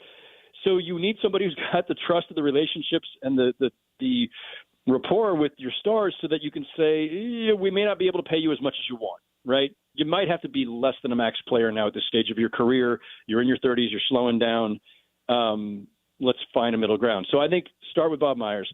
Keep Klay Thompson and Draymond Green. I think they have to make some bold changes. That probably means trading at least one of their young guys. I don't know what to do about Poole. I don't know where his contract is, right? Like, as an asset. Like, he's a really talented young player. He showed some real promise, especially a year ago in their run to the championship, but obviously way underperformed in this postseason. Is his contract now a negative value contract? Maybe. It's pretty it's pretty sizable, but he also has shown the ability to be a lead guard and play at a really high level, and maybe it's just been harder for him to find the right balance when he's playing with 3 stars like that. So he could be more valuable to a team that really needs him in a primary role as opposed to a supporting role. I just don't know how to assess his value right now. Would they trade Kuminga? Would they trade Moses Moody? They're going to have to do something. Like, they do need to replenish. They do need some youth. They got caught in between, right? They had veterans to win the championship. Some of those guys walk. They promote the young guys. The young guys prove to be too young and not quite ready. They pivoted midseason. They trade Weissman for Gary Payton II. That was the right move. But there's just not a lot of flexibility when you're so far above the tax line as they are. Right. And Moody seems like he might be the best of the bunch right now, even though it feels like he had the lowest ceiling. He's just so consistent. And I agree with you. Like, trying to figure out Beal and Poole's contract values is going to be fascinating over the next month, because those are 2 guys that certainly are on the move, talented, but no idea if they're remotely worth what they're going to be paid. Let's wrap up with like a thought or two on the actual basketball, that thing that we actually do all this for, Howard. As Howard Beck is with us here on the Hoffman Show, writing all playoffs long for GQ. In the Western Conference, it is such a interesting matchup of styles to me. Do you have an early lean on which style plays out? The up-tempo, offensively oriented Nuggets versus the best defensive team since the All-Star break Lakers, who, by the way, play, I think, faster than people realize. Yeah, well, because they would prefer to be able to score easily in transition also. I think, the Nuggets and Lakers series is fascinating. I don't know that the Nuggets have truly been tested yet. This is not a knock on them. I'm not saying this is a reason to doubt them, but I'm having a hard time assessing how good or how great the Nuggets actually are. As a 1 seed, you earn the right to stomp on an 8 seed, which they did, the Timberwolves. But in the second round, the test was supposed to be the Suns, but as we discussed earlier, the Suns were just kind of disintegrating before our eyes. And sure, yeah, they took some blows and went from 2-0 to 2-2 because Booker and Durant got hot, and then they finished them off. But the Suns were so flawed that I just don't know whether they've truly been tested, the Nuggets. The Lakers will provide that test. And Anthony Davis, I think, is certainly the best big that Jokic will have faced in this run, and that he could face, period. Anthony Davis might be the best defensive big in the NBA. So I would start there. That part's fascinating. I wonder if the Lakers could come to be haunted in this series by Kentavious Caldwell-Pope, who, of course, was a preseason or off-season pickup by the Nuggets, who was part of the Lakers championship in 2020 that they dismantled. Sent him out in that Westbrook trade, of course. And, I'm curious to see if Jamal Murray can replicate some of what we saw in the bubble from a few years back, and we've seen some of that in this postseason. I don't even know how to handicap this series, to be honest. Neither do I. It's one of the hardest ones I can remember, except for maybe the other series that's still remaining. I mean, the Celtics are so talented, but they've ebbed and flowed. And then, Howard, the question I really have for you about the East is, can you remember a team like Miami that just completely transformed into a different team? Because, even the Lakers in the West, sure, the storyline is there. They were the 13 seed. They didn't look good. But they completely changed their roster, then progressively got better, and they're peaking at the right time. Their arc makes sense. The Heat just flipped a switch and became the playoff Heat, and here they are in the Eastern Conference Finals. Can you remember a team ever doing something like this? I mean, we just saw 6, 7, and 8 all advance for the first time in NBA history, but the Heat were not like the Lakers and Warriors, right? The Warriors were trying to fix themselves all season, but we knew that they were the defending champs and still had some, ability to win, at least a series. The Lakers completely remade themselves with a couple of trades mid-season, so they weren't reflective of their record. The Heat were basically the same team from start to finish. We had some injuries in the regular season, but not enough to warrant being as bad as they were. They're also not really an 8 seed. They were the 7th best team in the East by record, but then they lost their play-in game and dropped to 8th. Right. So there's a lot of weird stuff about the Heat. I've referred to them as simultaneously underachievers and overachievers, right? Because they underachieved the regular season. They were the best. They had the best record in the NBA, in the Eastern Conference a year ago. And so them finishing 7th in the East was a horrendous underachievement. And then they get to the playoffs and they overachieved. I don't know what all that means. The Heat are they're just weird, but they're also really tough and they're really good. And it's been kind of fun to kind of watch them just bully their way through a couple of rounds.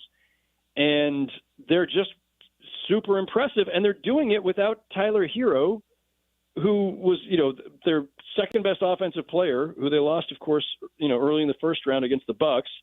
They lost Victor Oladipo. It's incredible that they're even still standing.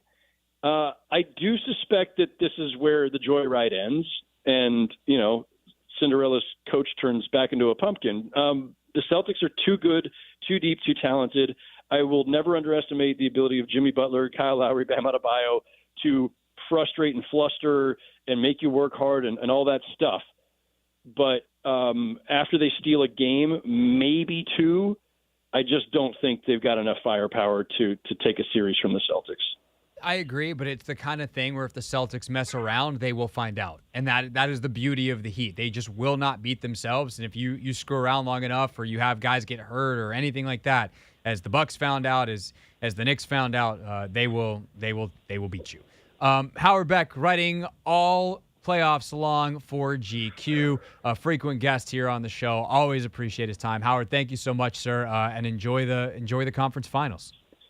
Always a pleasure, Craig. Thanks. You got it, buddy. See ya. That's Howard Beck, everybody, here on the Hoffman Show. When we get back, it is time to have a little bit of fun. We haven't had a chance to talk about the Commanders' schedule yet.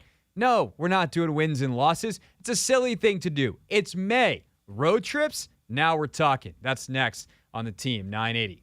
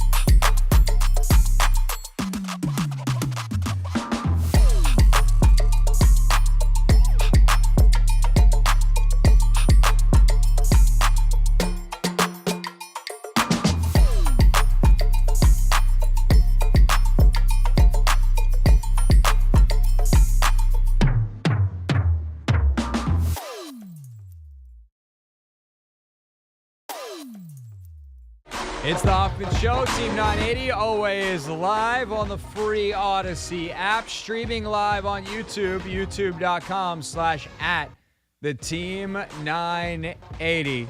Anthony, say hi to the internet. What's up, guys? How you guys doing today? I'm doing great. Actually, they can't talk back. We have comments. If you want to leave a comment on the live stream, you can just watch along. Although I will say the best way I think to watch the show is if you have like the YouTube Smart TV app, all that kind of stuff, then just pop us on there. If you subscribe, which by the way, unless someone has subscribed in the last 20 minutes, the next subscriber to the Team 980's YouTube page will be subscriber number 100. You win a prize. The pride of being subscriber number 100. If you subscribe, the minute you open your Smart TV app, will be there because it prioritizes live video. So if you're a subscriber, just open up YouTube on your Smart TV, throw us on in the background as you make dinner. Hopefully you listen on the way home in the radio and then get home and finish out the show with us here on YouTube or on the Team 980. Or if you just want to listen as you make dinner, etc., there's always the free Odyssey app. Yeah, Anthony, don't you mock me. I saw that. You're on camera right now. I'm looking right at you. I know. Anthony just mouthed, and the free Odyssey app. I mouth all of the digital components that we have, The Not My Beat, the real That's true. things people That's true. say. You just sing along, basically. Yep, pretty much. Welcome to the Hoffman Show sing-along. Yes, Okay, so here's what we got. Every other show does the same dumb thing with the schedule. Yeah, I'm calling it a dumb thing. I'm going after the other shows. We're a cantankerous bunch today. No, we're not starting fights. I just think it's silly when we've known the opponents since January to all of a sudden be like, oh, we know the order now. Let's go game by game and pick a record for the show. We'll never do that on this show. Anthony, clip that. We will never do that on this show. Anthony is clipping. Okay, it's clipped. Hold that against me if I pitch that as an idea next year. I refuse. I got you. I think they're a set between a 7 and 11 win team. I'll let you know at the end of training camp which one I think. We'll do an official record prediction then. It's going to come down to health. The order of the opponents that we already knew was never going to influence my decision. Yes, sir. But it will influence which games I want to go to, which is why it's time for the first annual Hoffman Road Trip Draft. Dun-dun-dun-dun, dun-dun-dun-dun-dun. Anthony, did you take the fedora? I did. Okay, so we're going to flip the fedora, the Nationals Cherry Blossom fedora. I'll let you call it. If it lands, you're gonna flip it so it lands. Actually, can you stand and then flip it so it's on your chair so that way we can see it on the camera here? You're going to flip the fedora. If it lands right side up, so the hat side up, that's heads because it could go on your head. Yeah, if it lands upside down like that, it's tails. You get to flip and call in the air. And if you win the toss, then it is your pick. This is heads, right? That's heads. I'm going with heads. Okay, Anthony calls heads. Oh, it fell. It fell on the ground. But it did land on tails if you want to take it. It landed. Try it one more time. All right, here we go. If it happens again, then you just automatically lose. Oh, it landed on its side. I'm going to count that as tails because it did not count right side up. Plus, I won the first one. Yeah. I get the first overall pick, Anthony. So if you need a reminder, the road games available are technically, if you want to, you can, let's see. You can go at Cleveland preseason if you want to. You got at Denver, at Philly, at Atlanta, at New York, at New England, that's November, at Seattle, November, at Dallas for Thanksgiving, at LA on December 17th, at New York on Christmas Eve, and that's it. Ground rules, Anthony. The only other one I want to establish. Are we doing this as fans or as traveling media? As fans, I think. Okay. I think that's probably smart. Yeah. That's probably smart. And okay. I think I know where you're going to go first. With the first overall pick in the 2023 Hoffman Show Road Show Draft, or Road Trip Draft, the host of the show selects the first road game of the season. I'm going at Denver because Denver is beautiful. I've never been there to a game, I realize that might not be the greatest. Like, honestly, Logan and I talked about this a little bit on Take Command. There's not a lot of great trips. It's not a great road schedule this year in terms of exciting places necessarily. So I'm going to just go with a place that I haven't been very often. I was there once. I loved it. I haven't had the chance to go back. I've never been to Mile High.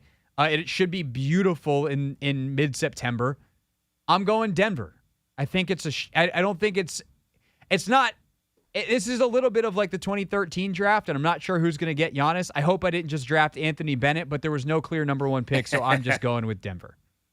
Craig, I'm not going to lie. You caught me by surprise. I definitely thought you were going to go with the unanimous Los Angeles Rams because Did I overthink it? No, I don't think you overthought it. Well, that's the one I wanted, but I didn't think you were going to go there first. So if you're about to take it, then I'm screwed. Yeah, I'm going to go. Well, the Rams was the leader in the ball house for me. Denver was definitely 2.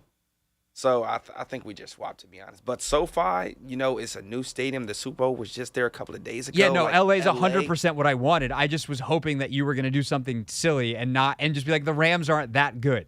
Oh, no, I wasn't going to do that. I would have been foolish. Well, then if you want to be gracious enough to give me LA, if not, I'll live with Denver. I mean, we can pick swap, We can pick swap. Would you like... So what's the deal? We now swap picks, and I get LA, you get Denver, and then you pick again? Yep. Okay, I'm down.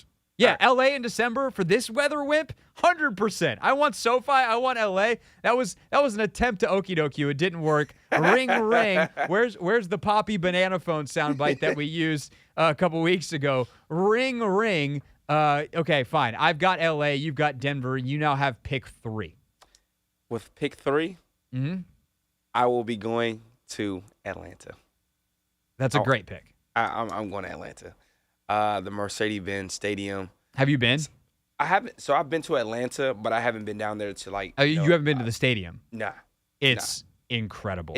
I've seen it. It's massive. That is actually why I asked, are we going as fans or media? The media experience, I'm sure the fan experience is also exceptional, but the media experience in Atlanta is like the best in the league. It's so nice. So one of my friends actually works with the Falcons, and I see all their suites, all the everything. Wait, all the can your behind. boy get us an actual hookup? Oh, I can definitely inquire. Okay. Definitely inquire. Them Delta flights to Atlanta, bro. There's 1,000 of them a day. They only cost $80 as well. I'm currently tracking them because I might be going there for the summer. Wait, when is that game again? That game is October 15th. There's a chance we make a class field trip to Atlanta. And this is serious though, correct? Yeah. Okay, so I've got pick 4. Now is when it gets... Actually, no. There's one more that to me is like an easy pick. I'm going week 10 at Seattle. Yep. It's, again, like big-time trip, cool city. I have been to Seattle a couple times. That stadium is incredible. Also, by the way, excellent media experience. They have a Starbucks in the press box. They'll make you like a latte or anything. That's pretty unique. Again, incredible stadium. It's so loud. The atmosphere is fantastic. You can stay downtown and walk to the stadium. It's just an A+ kind of trip. So Seattle is my next one. You're logging a lot of air mileage. I am. I'm also logging them frequent flyer miles. Oh yeah, that too. Which if you know me, Anthony, I'm a king of frequent flyer miles. Yes, sir. With my third trip, I think I'll be heading to Dallas. I've already been to New England, and I just think Dallas is the most intriguing of our division foes. If you also haven't done the Dallas Thanksgiving thing, it's pretty cool. Again, I've done it as media. That would have been another one that probably got boosted because the Thanksgiving food they serve is excellent. That's a really good choice. And if you haven't been to AT&T Stadium in Dallas, I highly, highly recommend it. Yeah. Okay. Now we're at much slimmer pickings. Yep.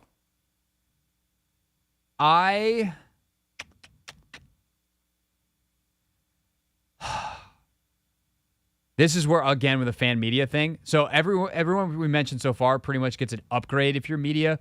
The one place that gets a real downgrade if you're a fan is going to Philly.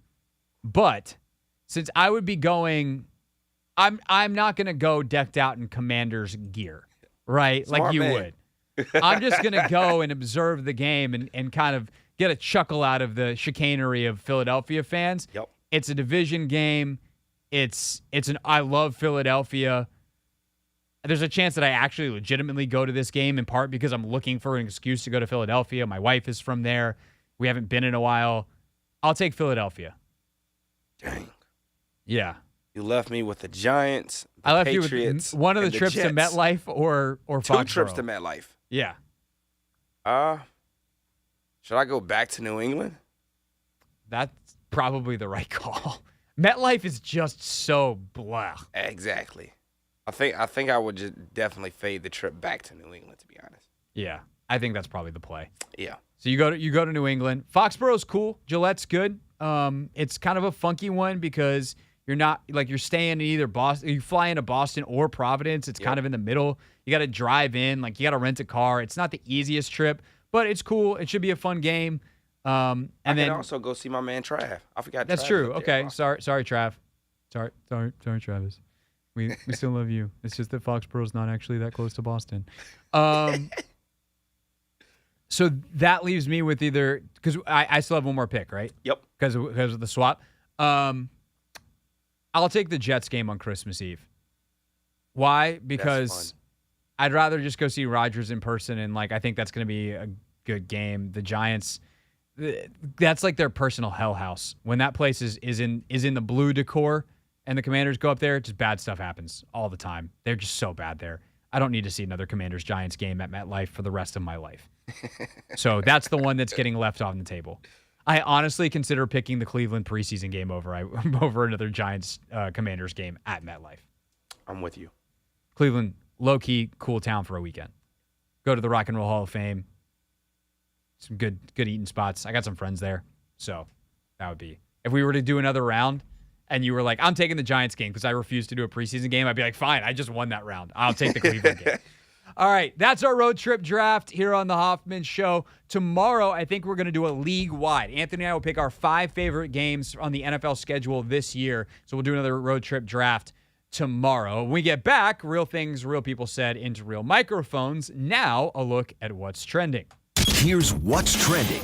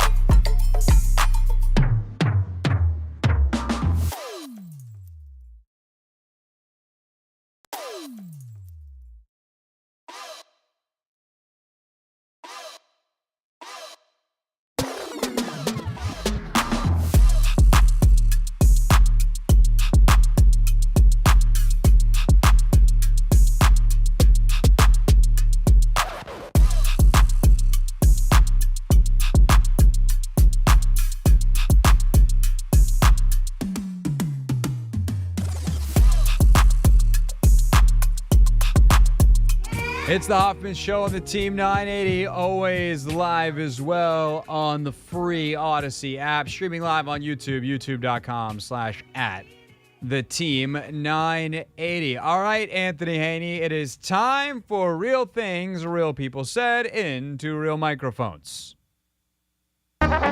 Real things. We're not going to be so this year. Real people. 5 and 11. Not very good. Said into real microphones. You know, the culture is actually damn good. I did a whole goofy dance and you missed it, Anthony. My apologies. I had to put the legal ID in because it wasn't in the stack. So That certainly seems good. The FCC thanks you. Yeah. They also thank you for not letting me say. They. Yeah, I said it. Oh. Yeah. Oh. Yeah. Yeah, but you bleeped it, so. Yep. Yeah. See what we did there? Jay Gruden said this today on with Russell.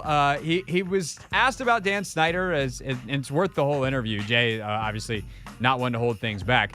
So, Dan was apparently not a huge fan of a lot of what Jay did, kept him around. The only coach that ever got an extension, by the way, from Snyder is Jay Gruden. But there was one point in particular where Jay thought they were at the end. The way things went down with Robert in that first year and then whatever remained after that, how much do you think that affected your relationship with Dan in any way? A little bit, I think. I still think that if we don't come back and beat Tampa Bay, I was going to get fired after that Tampa Bay game during my second year. I don't think he's wrong. I remember I had a story written. I had everything. I just will never forget this. It's one of those things that's like embedded. You can probably go to, well, shoot, maybe not, because at the time, let's see, I was working for 980, like under the old ownership. So I don't know if there's like an archive version of that website anywhere, but like on the old Team 980 website, on my blog, I used to do like a Monday morning reaction column. And I remember I like had my column written on Sunday and they come back and I just blew it up. And I remember the next day I was sitting at a coffee shop in Bethesda rewriting my column, just rewatching the game thinking, what the bleep just happened? Like, their season was over. Jay was toast. That was the Code Red game, and they were terrible. And then all of a sudden, they weren't. They won the game. They turned things around. Kirk was the best quarterback in football outside of Russell Wilson the back half of that season. Jordan Reed was a monster, and they go and make the playoffs. So it was such a bizarre time, but I don't think Jay was wrong. I think if they don't come back and win that game, he was toast. That's what happens when you say Code Red and then you ultimately lose. So there's that. Let's see. Lots of talk from the Sixers yesterday. Doc Rivers first on Jason Tatum and what he did to his team. Jason Tatum set the record for the most points in a Game 7. As far as games that you were involved in as either a player or a coach, how many other playoff games do you think were of this caliber? I've seen one, and it was in this building, unfortunately, and it was LeBron. That's the only time I've seen a performance like that live. I'm glad that I haven't seen many.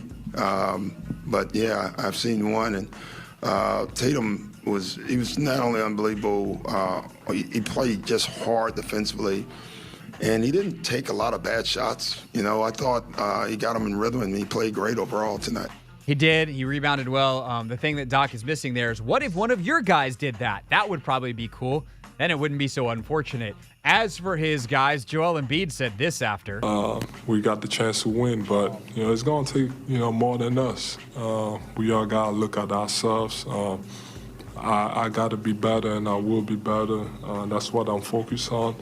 All of us, we got to come back and find ways to just keep improving and help the team. You can't win alone. I can't win alone. Me and James, we just can't win alone. That's why basketball is played 5-on-5. So, we just need everybody to just, try to keep finding ways to get better, and, we'll be fine. Anthony, I saw you shaking your head, but I'm going to defend Joel Embiid here. I think that quote is being twisted. To me, it sounds like a guy who's like, look, I know we can't win alone. The thing he says immediately before that is we got to find ways to help our team get better. Like, he starts with, I got to be better. And then he says, we got to find ways to make our teammates better. To me, that sounds like I'm invested in this group and figuring out where it can go. Not like God, we did our part. Everyone else sucks. I don't know. That's how I viewed it. I viewed it as him taking a shot at his teammates. I don't hear it that way at all. I do not. When it's written, it looks way worse. Yeah. I think when you hear it, it's him actually defending them. All right, we can debate that more tomorrow. BetMGM tonight is next. See you then. Daniel Snyder has a